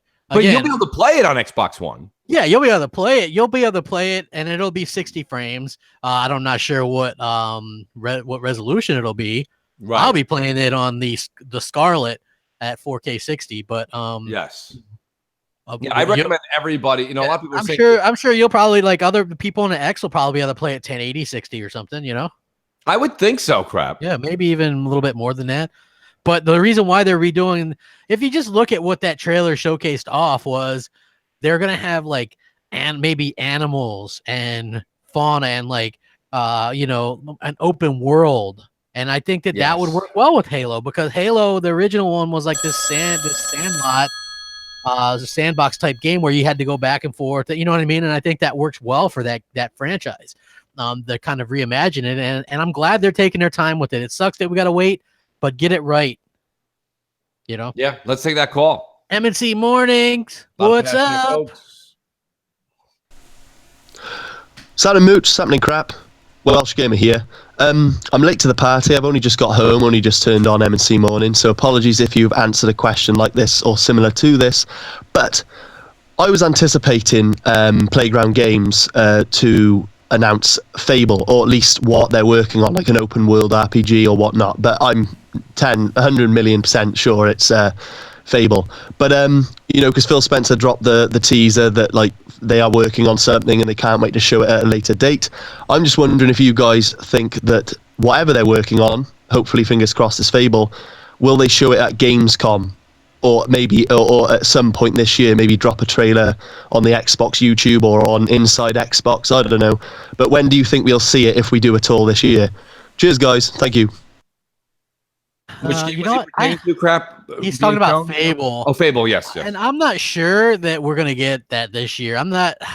Something just tells me that they were trying to get away with as little announcements as possible. Yeah, game-wise, they don't. I think they want these guys to have something that looks really good, even if it's a CGI. They want something to be presented well. I actually think that they want to see, and I say this and I get shit for it, but because they won E3, they had the best E3, 50 games, whatever. They showed some new exclusives. I thought Gears 5 looked great. The Halo stuff is promising. Yes. Forza looked great. Battletoads is coming back. It's hard to really hate because all those games are going to look and play best on the X. So with that being said, they set themselves up for next year to announce the next Xbox with a plethora of new games to show off, right? Yeah. And I think that's what they did. They really saved themselves. That doesn't mean that I don't think they'll show Fable at all, but I think that I'm not sure we're going to get that announcement this year. No, this year I would say is out, but I would definitely bank on the fact that you're going to see Fable and a lot of those new acquisitions games next year, like Crap said, because they're going to, that's a heck of a performance. They're going to show you new hardware and then what you get to play on it.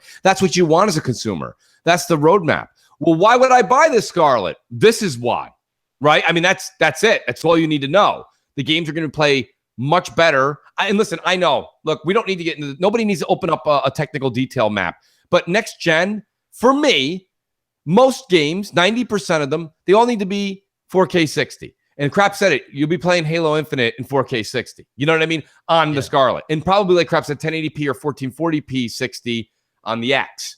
And if you guys are still holding on to your S's or your day ones, people have been writing me all the time. Mooch, is this a good time for me to get an X? I say yes. Because what it does is it gives you complete and utter freedom to know or make a decision that's better for you when Scarlet comes out. So when Scarlet comes out, if you go, Mooch, I just bought an X when you told me to 2 years ago, I don't want to buy it. Don't. You're still going to be able to play these games pretty damn close to what Scarlet's going to do. But if you want that uncompromised 4K 60 on most games, I understand that when some of these developers push the envelope for the high, the crazy specs that PC can do, or if there's this AI intelligence that one game happens to outshine the others, yeah, you may not be. It may be 4K 30 on some of those games.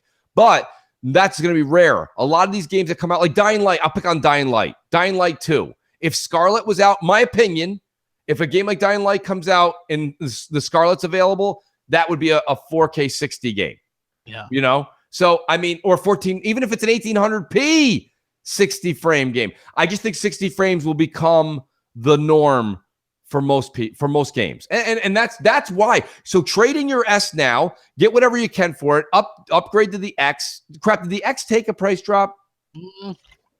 It did momentarily, $50. Okay, well, I don't know if that's still out there, but take advantage of any deals you see on the X. Get your trade-in value or sell it privately on eBay or however you want to do your business. Get that X now. Enjoy the best technology for the next 2 years, and then you're either going to get the best trade-in value day one for the Scarlet with your X, or you go, nope, Scarlet's not for me. I'm keeping my X. And guess what? You're still right there. You're still at the cutting edge table. You know what I mean? Yeah. That's my recommendation, because a lot of people keep asking Crap.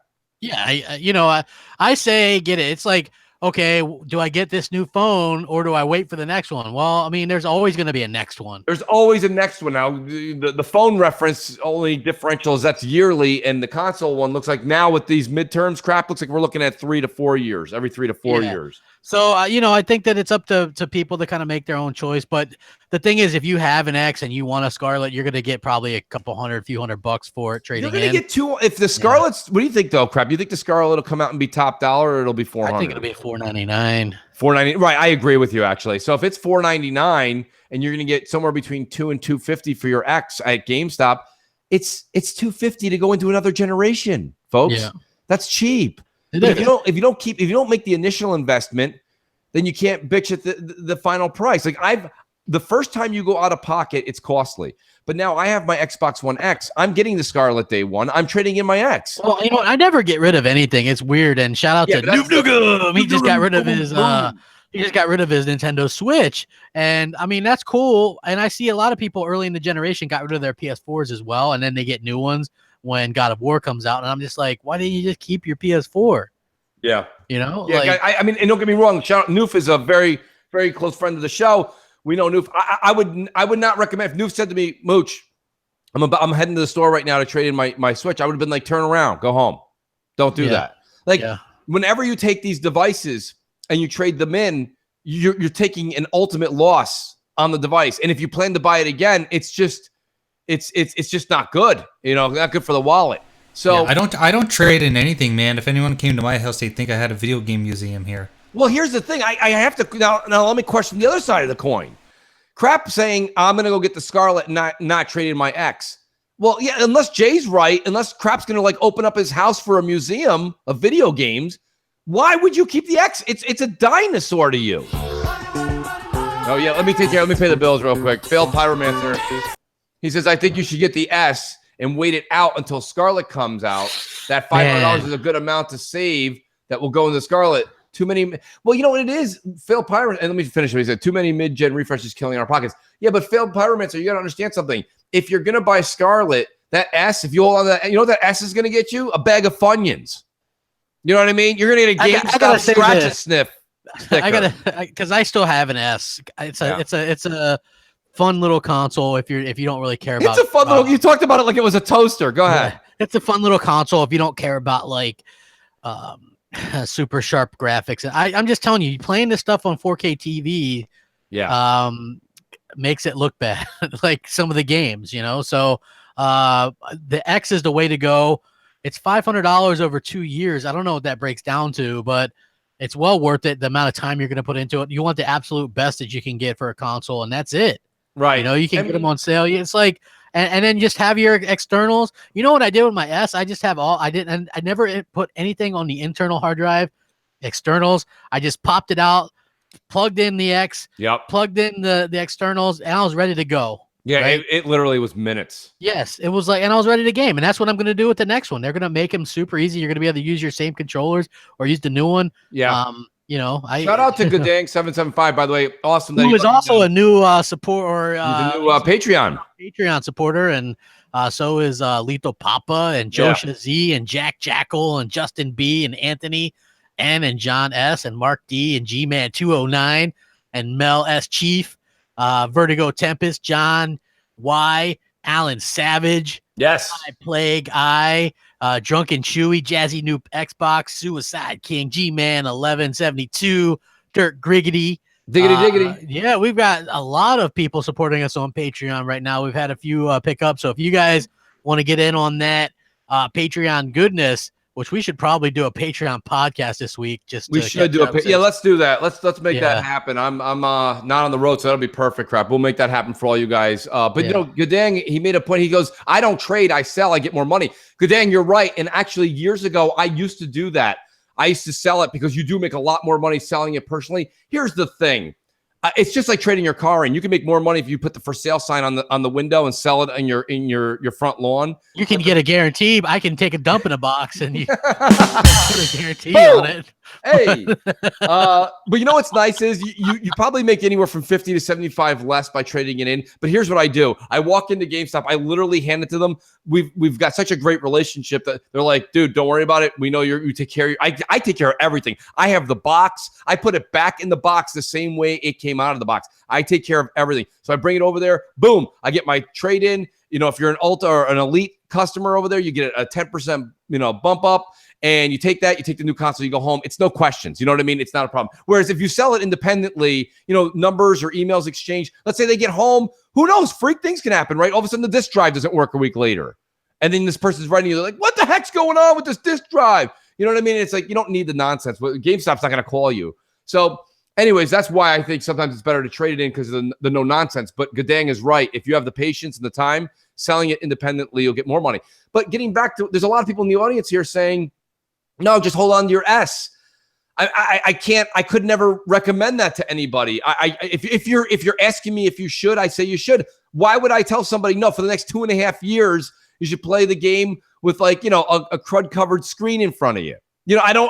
It looks so much better, plays so much better on the X. I couldn't fathom telling a gamer to wait another 2.5 years. It's mind boggling. But don't get me wrong. These are if all your finances are in the right place. I'm not telling you to go spend money you don't have. If you are in that market, I say do it. If you're not, if you're Tim Dog, you pick up a third or fifth one. Yeah, that is. Tim Dog's like on the way home. He's just like he should have recorded it on Periscope. Yeah, he did Downer. He recorded Downer. He did Downer like sticking it in the back seat like real quick, like he wanted to get off the film. Yeah, and he's like, it's for my kids. It's for the kids. But South, he's like, no, that wasn't for his kids. South goes, no. So that was really, really funny. Let's take another voice. Another voice. We got J Dubs. Let's do it. Okay. We're gonna play another old one. We've got Mass Murder on deck. All right.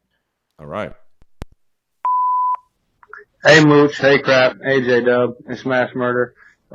Question for you: how come people ain't calling out Sony? Their CEO or whatever came out and said they're coming to an end of an era and that the PlayStation 5 ain't coming out till 2020, 2021. We know that Sony has no games. They're showing the same 4 games as last year, and they'll probably replay that for next year and the year after until they're able to produce new hardware. So, I mean, this is the same move that Sony did at the beginning of the year in 2013. Why ain't people calling them out? All right, I'll hear the voicemail offline. Till next time, smash, bash, and crash through that gamer score. Ticka, ticka, ticka, ticka, boom. I can't get enough of that. I'll answer the question, and it's something that me and Crap were kind of talking about a week ago.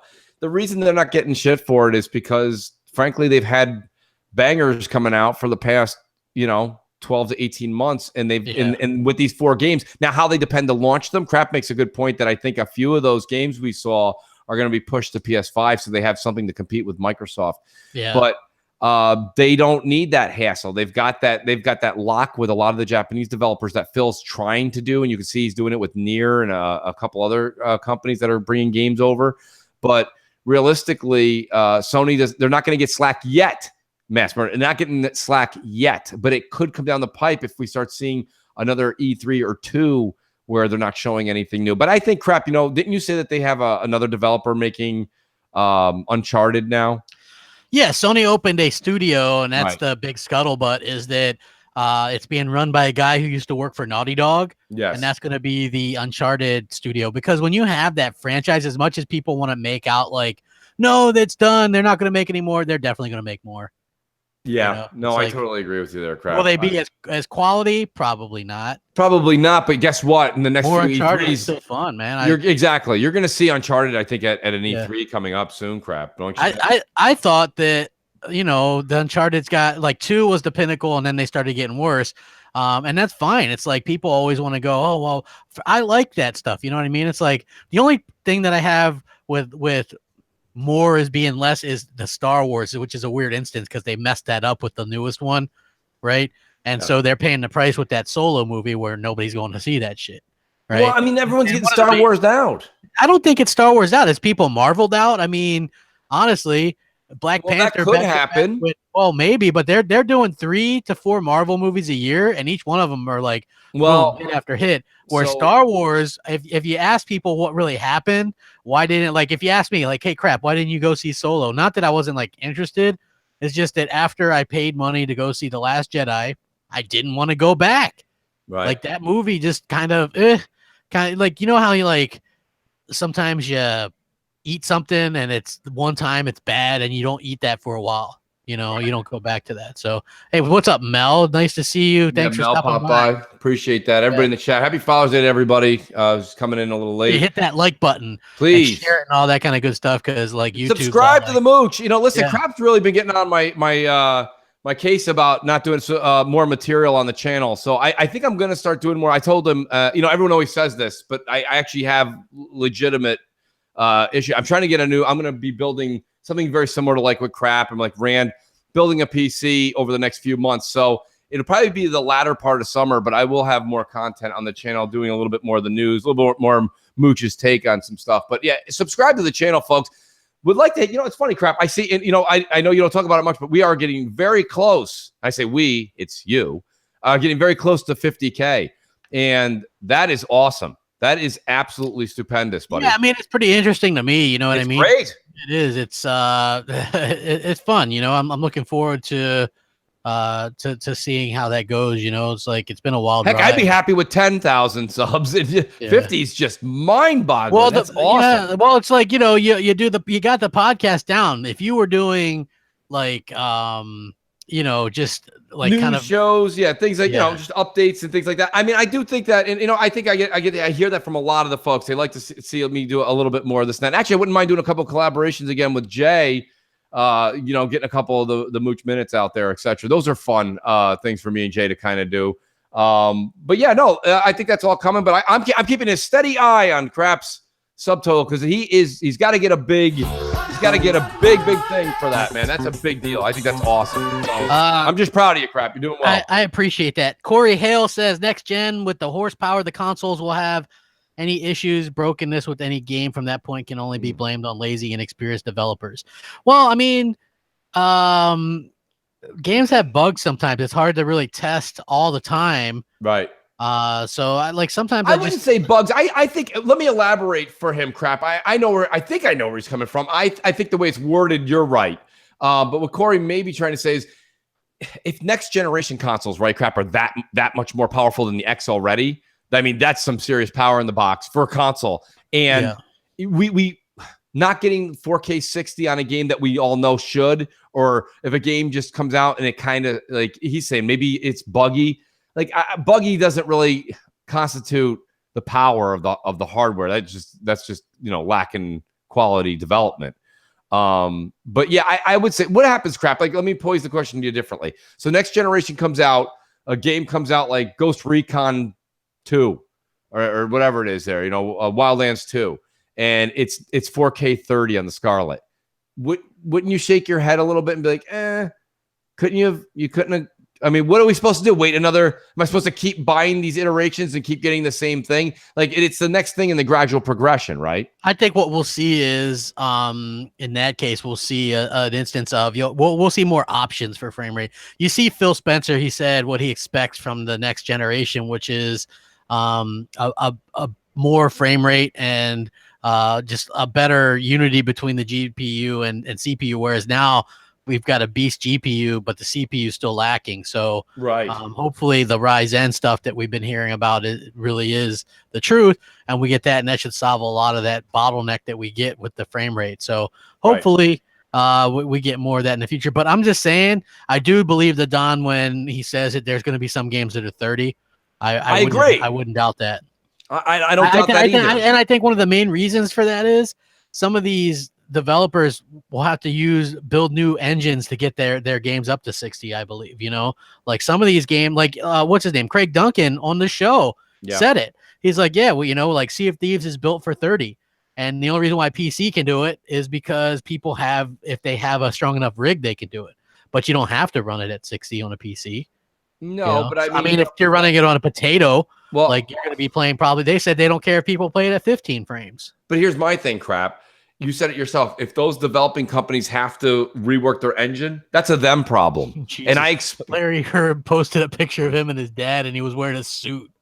Oh boy! Oh yeah, there it is. Yeah, do you see it? Yeah. He still looks like he's about 50 right there. Yeah, he still looks like he's like 57 years old there. He looks like a frightened Eli Manning. Thank you. I do what I can. Oh man, that's fun. Good. No, hey. Boom. Hey now. Yeah, but I mean, that's a them problem.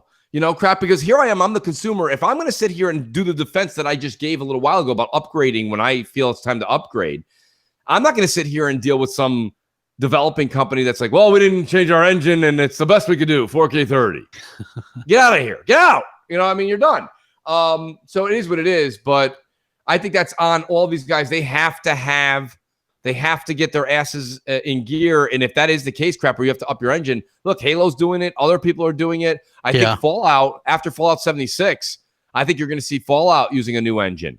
So Fallout, like Fallout 5. Their stuff, yeah. Well, it's the rumor. And I think that they know that they have to put that investment in the next generation. So they start now. They've already announced their 2 next-gen games already. What the hell is that damn Springfield or Starfield and the other game, Elder Scrolls 6 or whatever that is. Those are next gen titles, right? Like that. You're talking. They even said that there's probably 3, 4, 5 years out. So I agree. Yeah, like wow, that's man. I'm gonna be in my 40s by the time that shit comes out, man. I'm not looking forward to that. Well, Matty Beast brings up an old Moochism that I used to say, skip a couple nights out in the town, there's your ex. That's people true. Always, really, I mean, guys, you have to stop and think about this. Nothing's cheap anymore. The numbers are escalating. So stop and think about it. A night, I use these generic places because everybody knows. Shut up. Nobody else can hear it, I think. Nobody can hear it but us. Yeah. But like you go out to Cheesecake Factory with your better half or even your family, you're over $100, and it's been what? It was an hour and 15 minutes and a mediocre meal. Yeah, or adopt the CrapGamer social life experience where you have no social life, so you don't have to go anywhere. So you save a ton of money. I don't drink. You should write a pamphlet. So yeah, you don't drink, you don't smoke. I don't. So he barely grins, folks. I know. So it's me. That's me. Remember that old joke? I don't drink. I don't smoke. And I don't curse. Ah, fuck, I left my cigarettes at the bar. No, I've never heard that. That must be a Canadian thing. That is a Canadian, but don't bump. Yeah. Jay, let's do another voicemail. I know we got a bunch. There's no way we're getting to all of them. No, I feel so bad because we didn't get through all of them last week either. So I'm trying to get through. If we have any, the we other can ones. save them for the Patreon show this week. So That's true. We'll catch up. Yeah, you will be heard, folks. Yeah, so let's do Diggity. All right. Diggity. What is up, Moose Crap and Jay? This is Dirk Rickety here. Man, I am still enjoying this E3 week. It's been a great week. I feel Microsoft had a damn good conference, but it's a couple things I want to talk about right quick. First off, I know Microsoft showed a lot of multiplats, but am I the only person that's excited for multiplats also? Especially when they're world premieres. We all play multiplats. So of course, I understand the Sony guys are going to say, they only show multiplats. Yeah, true. But if you're not excited for multiplats, why the hell are you watching Bethesda show, EA show, Ubisoft show? Yeah. You know why you watched it? Because you like multiplats also. So you Sony guys, please shut up with all that BS. And one more quick thing before I leave. Of course, you guys know about the whole next Xbox coming in 2020 rumor. Hey, that's cool with me. But people are saying, oh man, I just bought my Xbox One X. How dare you, Microsoft? We all bought an Xbox One X and a PS4 Pro because it was better than the original systems. No other reason. My Xbox One X is way better than my original Xbox One. My PS4 Pro is better than my original PlayStation 4.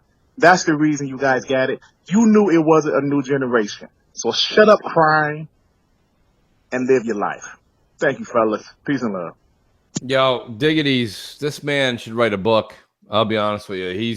I'd read it. Truth. I'd read it. Or at least have somebody summarize it for me. Yeah, well, both count. But nonetheless, Diggity's right. I mean, you're getting a better product, and better is better.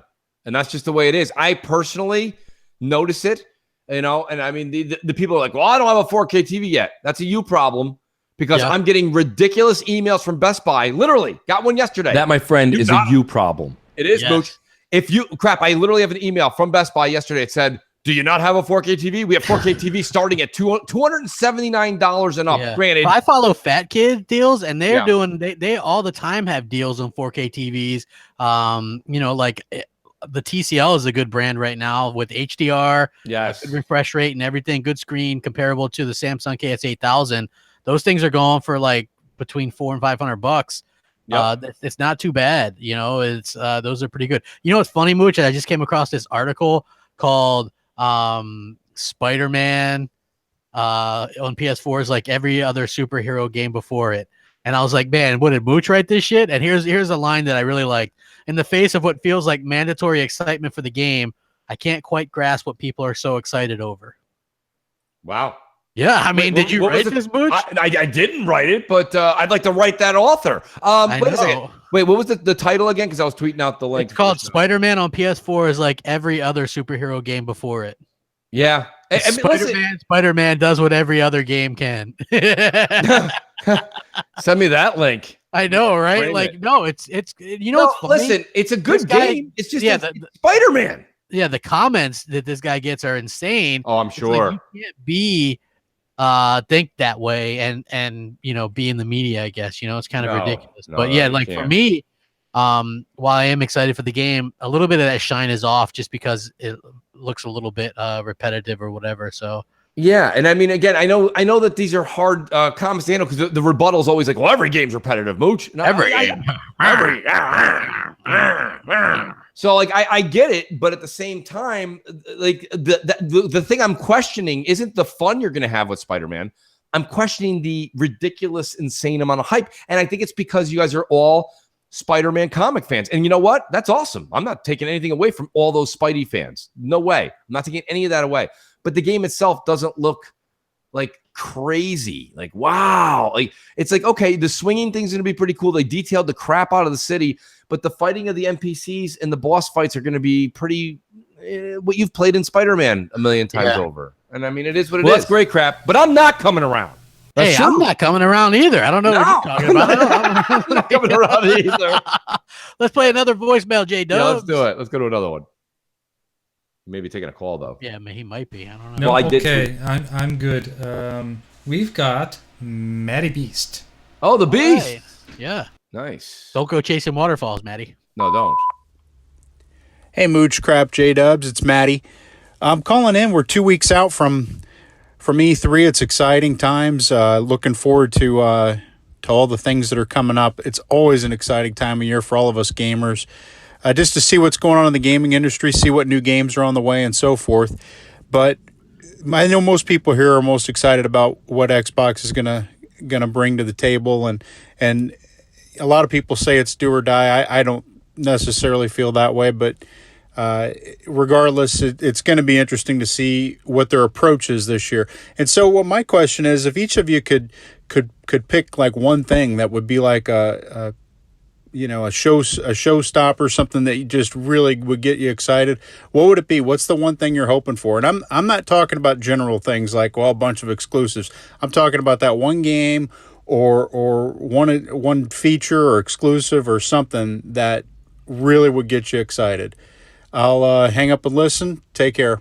Bye. Well, Jay, Matty Beast is in the chat. He says that was his from last week. He said he has a new one. So while we kind of answer that real quick, do you want to queue up Matty's new one? We can play Matty's back to back. I don't. Oh, yes. You know what? I apologize. I do have him in here twice. Yeah, I'm gonna play him again. Sorry about that, Matty. Well, you know what? To answer his question, because you know what, Matty, even though it's an old call, now we know E3 came and went. But I thought the biggest thing I said last week, and I think Crap will agree with me, was I was just so happy. The drop the mic moment for me on Microsoft stage was two things: seeing Halo. That they have the confidence in it and they let off with it. And number two was really the fact that the new engine going into it. We didn't see the game, but the new engine, that means money, time, resources, and people are going into Halo Infinite. And I, for one, thought that was the true sign of Xbox's return to try and take some dominance in the next generation. I wanted some kind of announcement to show that they were going to stay around in the console business for a while and cared about the exclusives. So even though we didn't get the bunch of new IP announced, Phil Spencer very clearly stated that they're going to be in the hardware business for a long time to come and always be on the forefront of powerful hardware. Yes. Which is what I was looking for, and the 5 new studios, and looking for even more studios. So yeah, like they really satisfied what I was looking for. I knew that they weren't going to go, we've got this new IP and this. I knew that wasn't going to happen. The only disappointing part that for me personally was the fact that I didn't get to see Fable. That was it. Yeah, I know you were you really put a lot into that Crap. You were looking forward to it. Myself personally, I don't hold that as a negative because I didn't think it was going to happen, but I could see that being the only blemish is not even showing it or not even acknowledging it. Yeah, especially since they acknowledged Battletoads with a little thing and no gameplay, but they didn't acknowledge, Fable or well, whatever, Joe, let me answer Joe Freeman real quick before we take Matty's second one. He goes, Mooch, you gave Halo a hard time in the podcast after. Let me tell you something. So, Joe, where you may have missed the disconnect was I actually said this to Crap, and then I actually said it on the air that I went back and watched Microsoft's E3 conference. Watching it live is fun to do with the BGST crew that we do, but I miss a lot of stuff. I missed and plus I was watching it on a 720p monitor that I had on the side of my office. 720p? Yeah, it was what did we lose a war, Mooch? I know. Well, it's an old monitor that I had hooked up, and I was like, well, I'll just stream it to there because in my office where I podcast, I can't actually get to my 4K TVs. So I'm like, okay, I'll watch it here. When I went back and watched that conference alone, just kind of checked it out and took everything in, that's when I said, wait a minute, all these points are starting to come together and adding up to something. So I hope that answers the question, Joe. When I was right after the conference, we did a review show fairly after. It was the next day I ended up watching it again, and I wrote Crap right away. I'm like, I watched that, and wow, a couple things I thought were wrong. I think Microsoft's doing a couple things perfectly, and Halo Infinite has me psyched. I don't want to wait forever for it, but I'm definitely willing to wait till the first or second year of the next generation and see what this bad boy's all about. Yep. Let's play Matty Beast's other voicemail there, Yes. JW. Sure. Before I do that, I actually want to throw my 2 cents into that question that Matty put in there. Sure thing. I was kind of surprised and a little bit sad that they didn't actually show any. And I know a lot of people would argue with me and say, we just want to see games. But I was kind of looking to see even a new feature. And if they had brought back Snap, I would have fell out of my chair. Because I love Snap. I love having Snap. You and 3 other people love that. No, seriously, man. Like I was able to like watch a show and watch. Well, I'd rather YouTube at picture the in same picture, time. Jay. Right? Yeah, Pete? well, picture in picture is basically what I'm saying. Like if they brought that back and made it better, where you They can won't. make the No, window as big as you wanted to. Mikey and Barr have it- said it just took up too many resources. But I mean, the X is the beast now. The X should be able to handle that no problem. Yeah, I don't know. How can you give the X that and not the other Xbox people, right? Right, it's a family of devices. I know. Yeah, but I was a little upset. I mean, I'm not saying I wanted. No, I hear I'm glad they didn't spend all that extra time on avatars and stuff because I know we're going to get Isn't it. it so funny though that people actually were like, "Hey, where are the avatars, or are they going to fix, the game sharing and Upload Studio and give us something new there?" Yeah. The game. That's the one thing they're really that studio that they have to fix that. That Upload Studio is a mess. Terrible. It's awful. Yeah. It's awful, and it really doesn't need a lot of work. It just needs a nice little update, some new backgrounds, clean things up, make the tools easier, more accessible, faster to reach from your gaming experience. That's all you really have to do. And they've done so much of that in other categories already. It's not. I don't know why they're not even give us a to be continued. You know what I mean? Tell us it's on the way. To me, it's dead. But yeah, if you have Maddie's, whenever you're ready, Jay. Yeah. Okay. Let's do it. We'll hit the beast. Hey, Mooch and Crap. It's Maddie. Today's E3. It's a big day. I think my big thing with everything that's leading up to this is I don't know how in the world Microsoft's going to fill up 2 hours. 2 hours? I mean, this is going to be right in line with those goofy Inside Xbox things. I don't see any way they could fill up 2 hours with meaningful content. So bring your pillows, folks. It's going to be a snooze fest. What do you guys Was this think? his real depressing one? I don't even have a ray of hope at this point. Yeah, I hope I'm this wrong, is old, but I don't Jay. think I am. Maddie Take goes, care. this is an old one. He goes, ignore this call. It sucks. Well, he never sent it. That's the only 2 that I have from him. Oh, Maddie, we're not. Jay's Maybe not- the second one was the one he played first, and I don't know.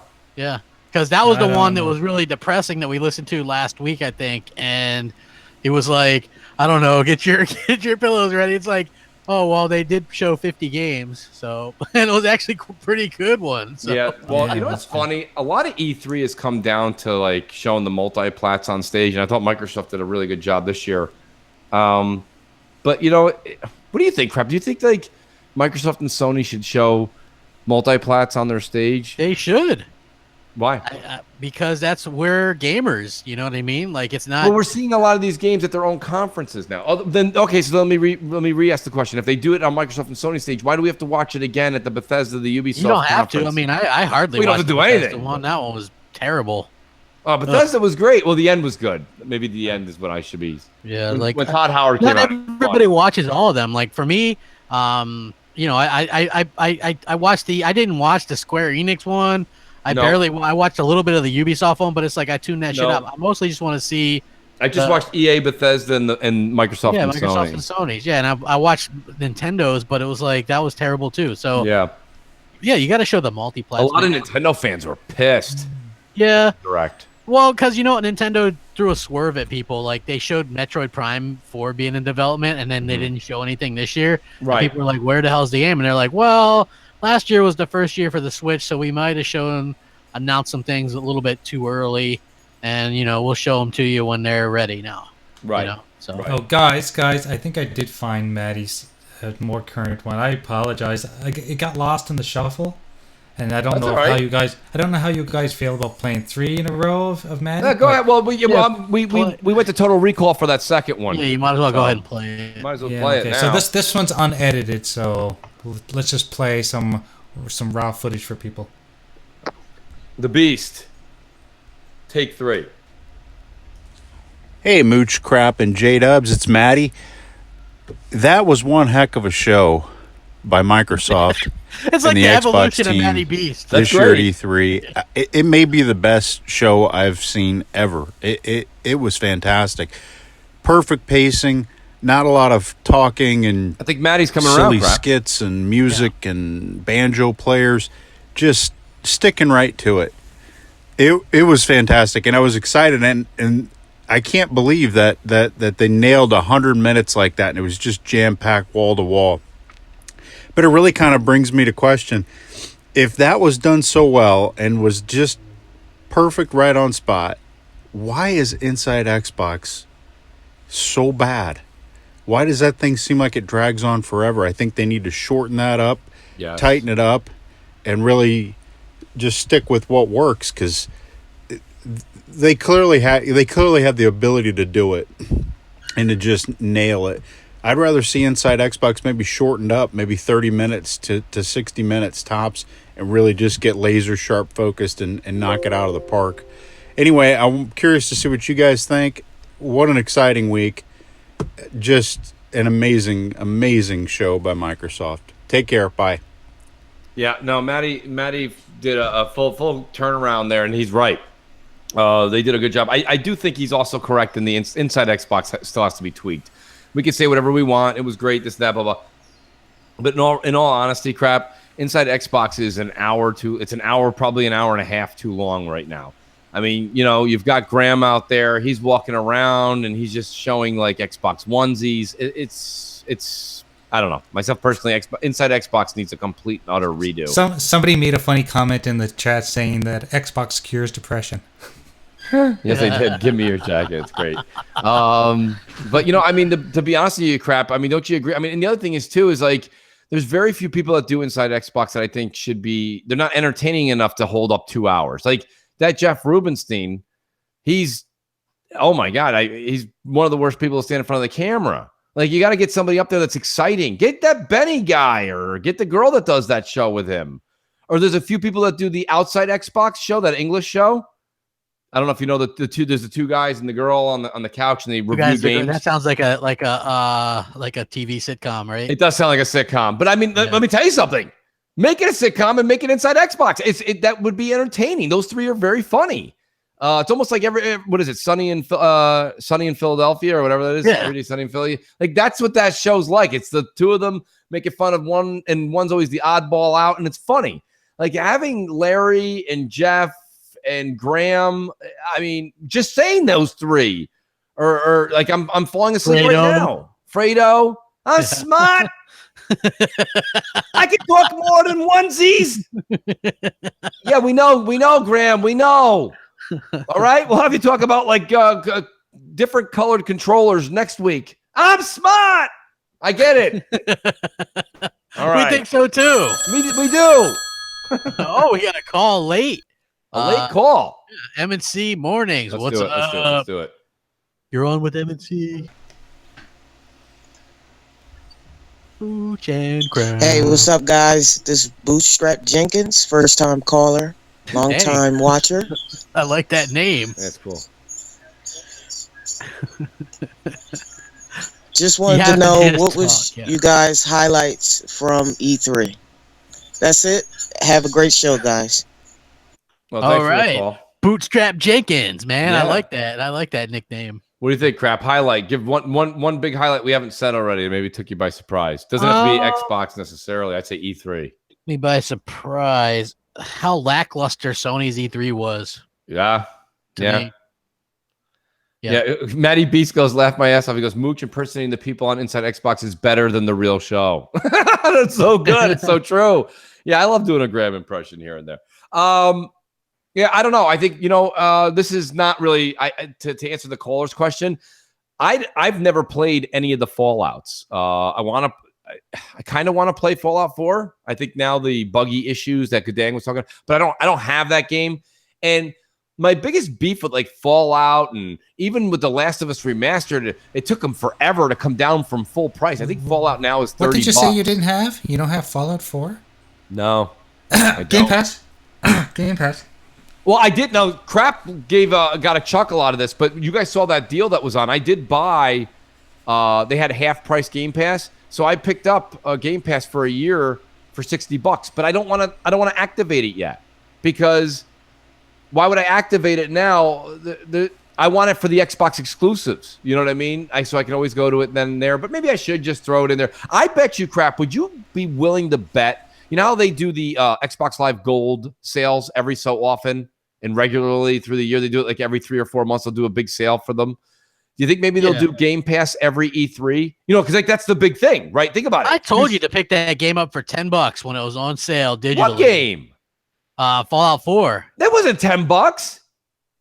Yeah, it was. You were like, "Hey, Predator alerted me to this deal where they're giving out free." It was and free. I said, "Dude," I said, "I think that's just a mistake." It was a mistake. Yeah, and you're not going to end up keeping it. But right now, it's $10 digitally on Amazon. So, is it now? No, it was when Damn I it. said that.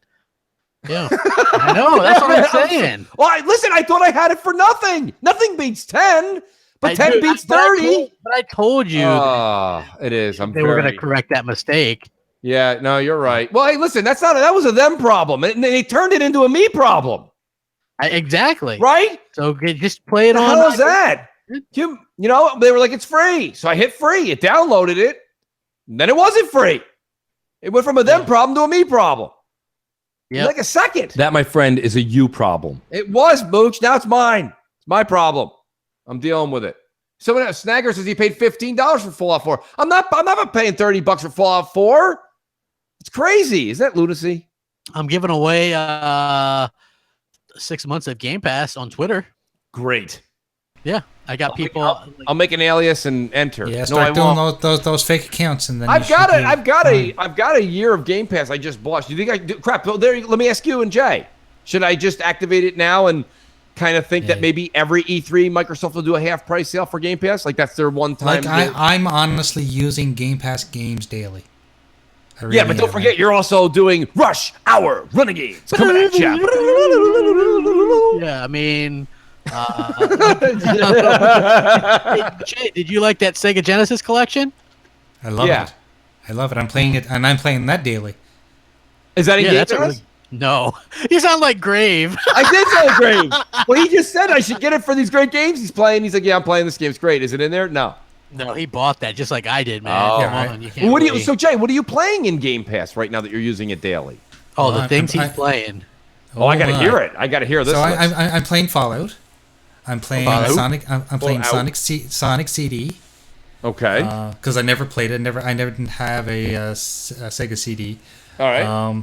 I'm playing. Jesus Christ, you got me on the spot now. I'd have to go back and look at the list. But mainly, if it wasn't on the Sega Genesis disc that I've got now, I was playing all those collections that were there. Yes. Jesus Christ, there's so many games I'm playing. I actually had just downloaded, this wasn't on Game Pass, but I downloaded that Bloodstained game that's like an 8-bit Castlevania game. That's amazing. Because, those are the types is that the game that Boom was tweeting out? Yeah, Boom recommended it to me, and I started playing it. Wow, what a great game. I mean, Crap, are you utilizing your Game Pass? I mean, Jay's killing it right now. No. Shocker. To be honest, I own the stuff that I play, and right. I was gifted a year of Game Pass, and once that's up, I won't be going back. Like I'm kicking myself daily when I go through Game Pass and see the games that are in there that I've already purchased. Yeah, it's Fallout is in there. I almost want to activate it for Fallout. Yeah, I started playing Fallout for the first time a couple days ago, and I must have played it for 2 hours straight. That's Somebody wants to know. Good day. Mooch has played Vampire. I have not played Vampire. He did get a free copy of Onrush, though. I did get Onrush from Godang. Yes, that was very cool of him. Godang says he's stacked on Game Pass till mid 2020. I mean, I got to be honest with you, that you could stack those. I bought 2. I did a year because I want to see what's going on. That's why I thought I would wait to activate it until I was probably going to wait until Crackdown comes out. Godang, that's like Danny Boy. Expire? Mooch and Crap have basically supported Danny's Xbox Live and his Game Pass for the next 2 years, I think. Yeah. Wait, what did he do? What did Danny Boy do? From all the times that he's won, he's got Xbox Live for the next 2 to 3 years. Yeah. And he's got the Game Pass. He gets everything from us. Yeah, Well, that's great. He's won a couple of giveaways from us. Oh, Yeah. Well, crazy Greek dude says wait till November. Jay, let's play another voicemail. We have a lot of them. I might as well get another one in there before we go. we might as well. Definitely. Might as well. Let's do a more recent one. This is Xbox Trigger. Oh, All right. Ticka ticka boom. Oh no, that's a different guy. Right. Hey, Mooch, hey, Crappy Jay. It's Xbox Trigger from Twitter. And, man, the E3 was a blast, man. I think they knocked it out of the park. With everything Microsoft could have done, they did everything they could have done. And they said they had more stuff, but the third party is one that showed their games with Xbox did so much that they had to hold stuff back, which is impressive. But, since E3 happened, that whole Xbox no games narrative is finally going. The only people are saying that is really PlayStation fanboys, and that's really it. I'm surprised that, especially with Sony's blunder with FortNite, the tide to change it. So what do you guys think about this? I think next gen, which is in 2 years from now, it's not even that long. Microsoft is going to be back on top. What do you guys think? That's it. Bye. I think that was just that was like a Microsoft pep rally crap. Yeah, it said Microsoft's going to be back on top within 2 years. No. Yeah, well, my question to Gadang was, so I just bought. A lot of people bought those Game Pass codes that came out this past week, right? They were $29 for 6 months. So I bought 2 of those, and you can stack them, but I didn't know if the codes do they expire. So like, if I want to wait all the way till February 22nd when Crackdown comes out to activate it, to have a full year of when Microsoft's games will be launching, like, just I'm with crap. I'm going to own them anyways, but I mean, you might as well have it. So that would be the time to do it. If I wait till then, but will the code expire? You know, sometimes when you buy these codes, they expire. Yeah, I don't know. I would just enter them in because they're going to have them on sale Black Friday. Foxy said that as well. So. Oh, really? Yeah, I mean, they're always on sale. Well, you know, listen, crap. I mean, in defense of Game Pass, which we're in the same train on this, but you know, like Jay said, there's a lot of games in there, and who knows? Maybe somebody sparks something. You say, "Oh, well, I got it." And if they're stackable and they're going to be 6 months, $29, like once or twice a year, and you can keep stacking them. It is and never was, but it's kind of like when you open your refrigerator and you got all those condiments, right? You got like 16 different mustards. You only use the same one. Doesn't mean you want to get rid of the other condiments. You keep them in there just in case. Yeah. You never know. I got like 3 different kinds of hot sauce. Are you guys still subbed to EA Access? No. I left EA Access a very long time ago. But that's because that's such a minute category of games. Like, I don't know. Like the Need for Speed stuff, I'm out. Don't care. Battlefield, I'm out. I don't care. The sports games, I only buy Madden.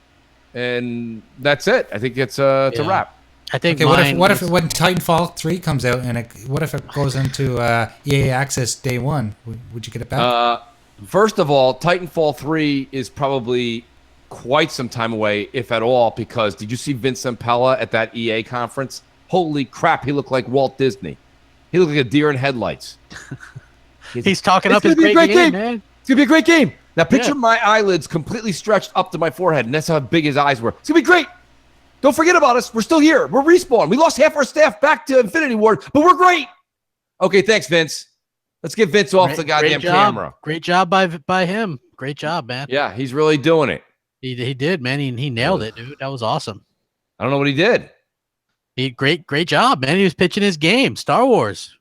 That title even sounds bad. Nah, that title sounds amazing. What was it? It was Star Wars, the Jedi that last sat next to the other Jedi, next to the bad guy. Was that what was it called? I don't remember. Yeah, it was that memorable. It was that great. How great was it, crap? It was like remember Rodney Dangerfield? Hey, Rodney, what did you know about the Great Gatsby? Star Wars Jedi Fallen Order. What do you know about the Great Gatsby? He's great. He's great. Yeah. Wait, what is it called? It's called Star Wars Jedi Fallen Order. And it takes place between episodes 3 and 4. I guess you're playing as a Jedi that's trying to like be on the lamb or whatever. It's the first game title that actually requires a comma. Well, no, like they all have the little things there, right? The Star Wars and then titled Jedi Fallen Order. Yeah. Yeah. So Well, listen, I think it's going to be. I'm actually excited great, for man. that It's game. gonna I am be excited for that amazing, game. so I just stop didn't like the hating. way he pitched it. He Stop didn't pitch hating, it right. man. It's not hating.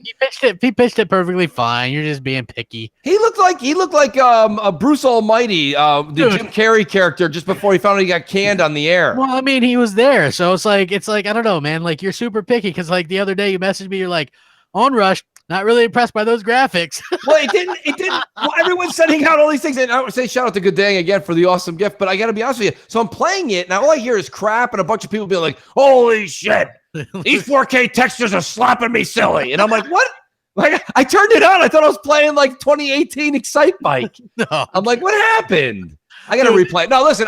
In all defense, I told Crap. No, hey, listen. First of all, we've got to be entertaining, Crap.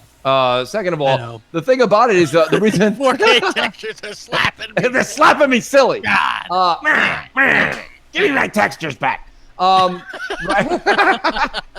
I think there it is. Oh God! How did he record that? That was one of our outtakes. Remember when we did the whole thing? Yeah. But I think that the game. I played. First of all, I played it. It downloaded. It was downloading. It was installing. I played it so late. It was like 1:30 in the morning. I go, let me just play. And then I was like, you crap! It's throwing achievements. Yeah. Like I think one of the achievements was thanks for hanging around this late, Mooch. Yeah. It was 30 gamer score, and I was like, got wow. over 400 on it, man. I hit level 30 last night. So. You know what? If they want to have a successful Star Wars game again, you know what they need to do? They need to remaster Rogue Squadron. I don't know. I thought those were good, but like I think what they're trying to get here is like those old Jedi Academy type games, which is cool. That I like. So that's what I'm thinking they're kind of going with here. So it's about time they bring the Jedi back. I mean, to have a Jedi game, you know, I like it. Somebody in the audience was like, or was it Andrew Renee was like, are we going to be able to use lightsabers? And he does this creepy smile and like turns his head at a 45-degree angle at her, and he's like, yes. Yes, there will be lightsabers. You're like, all right, Vince. All right. Get Vince off the air, quick. Yeah, Let's shine the game. More game, less Vince. I can just see the director of the show right now. Yeah. Oh, God. I'm not disagreeing with you. Yeah, more game, less Vince. That should be a shirt, folks. Jay, make that, please. I'll buy it. I'll be the first I'm on it. Put it next to your Crap Was Right shirt. Oh, God. Mooch was right. I think should have been like the hanger should still be like waving left and right from people grabbing those this week.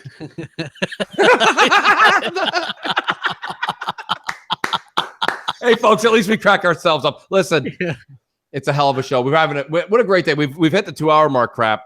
Do you want to do a voicemail? Do you want to do an outro? We have a wheel to spin too. Jay, I don't know. That might take you a second to pull that up too. Yeah, I'm gonna take me a second. I was telling Mooch that I had some technical difficulties this morning. Remember last week when I was bringing up the wheel and you guys got to see my Xbox? Yeah, well, that's because I run my Surface tablet into my TV in onto my Xbox because I only have one HDMI for my Elgato.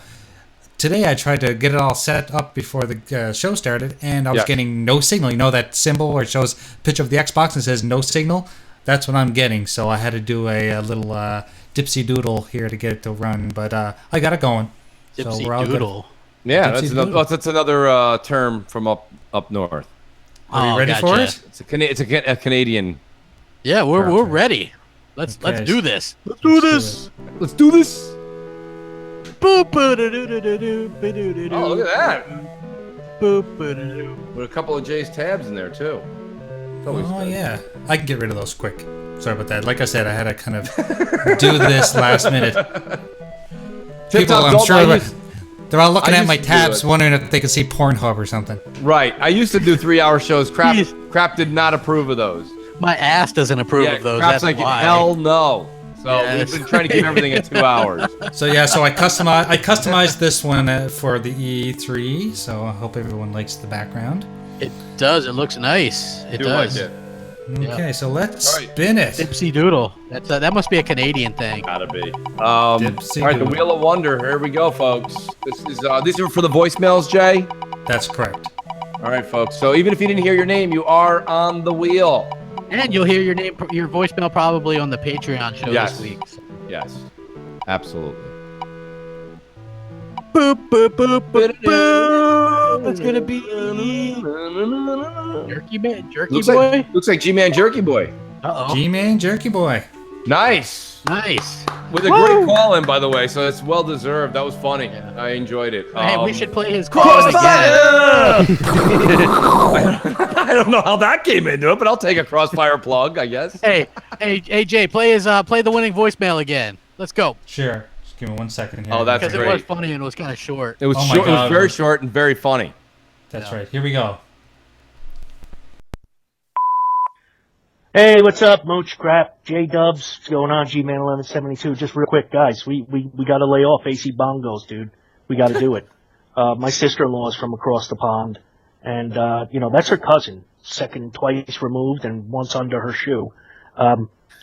He's getting a little upset. He called and he left a message on my sister-in-law's voicemail. She just got off the phone, ripping me apart, saying, look, you had these friends of yours to stop picking on little AC, all right? His fucking message, he just said, I'm smart, I can do things, and I want some respect! Little AC. Oh, God. G-Man, keep those coming in, buddy. You're hysterical. I love it. Crap, what do you think? We'll go out with the Mooch and Crap theme song into the outro? Hey, I'm down, man. Jay, you I'm okay down. with that? Yeah, let's do that. That pause in Jay's voice means hold on. I've got to find that. No, I've got it all here. Here's the thing with the Stream Deck. My Stream Deck only has so many buttons on it, and I can't have everything at once. So sometimes I have to either look at my Stream Deck or look over at my OBS on my screen to see where I've got it. But yeah, I've got this one ready. So, all right, everybody, thank go you. Check out my new video dropped at 1. Nice. Just say, yeah. Check it out, guys. There's no 110 option. It's either 1 or 130. Yeah. So it's like 1. Yeah, take the 1. And I'm very ashamed of people not calling in for the pony prize. Like, people don't like free shit. What's up with that? Yeah, guys, come on. Apparently not. Yeah. That's the new thing in 20. What people didn't know that this week's pony prize was a year of Game Pass. Oh, now you guys lose out on that. We're gonna have to do it.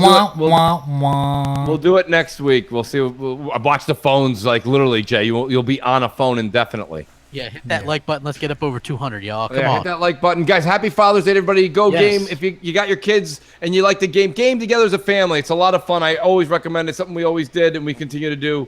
I recommend it. Enjoy your Sunday. Jay, take us out. Happy Father's Day.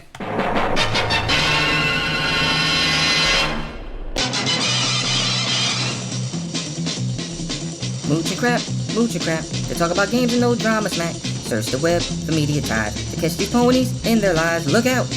Here comes Mooch and Crap. Are they bots? Listen up. They have Mountain Dew in their blood. NeoGaf, Xbox Reds, Crap's got Tim Dog all over it. Hey there! Here comes Mooch and Crap. From a tweet of Phil, Xbox hate will arrive like the Scorpio.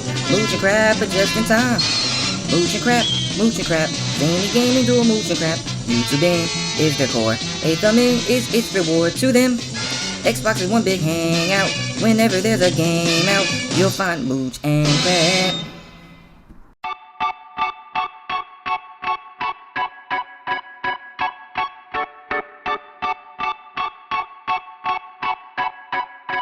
Wake on up, it's Mooch, it's Crap, and Jay in the morning. Wipe your eye boogies, get your coffee finished yawning. This is Mooch and Crap Morning Show. Wake up, let us begin with gaming news, skits, and call-ins from all the fans. No matter where you at, Cali or Pakistan, New York or New Guinea, this is where it's at. These are Xbox dudes with Xbox views on slander and hate towards Xbox news.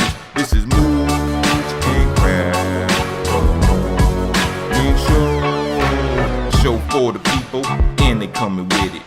Now do you understand? Now do you get it? Ponies love to lie and PC fans won't admit it, but Xbox hate is real and they all with it. Call in, let it ring in. We here to rock, we here to win. It's about the games, it's about the pride. Now Xbox community, come on, let's rock. Mooch and Crap Morning Show.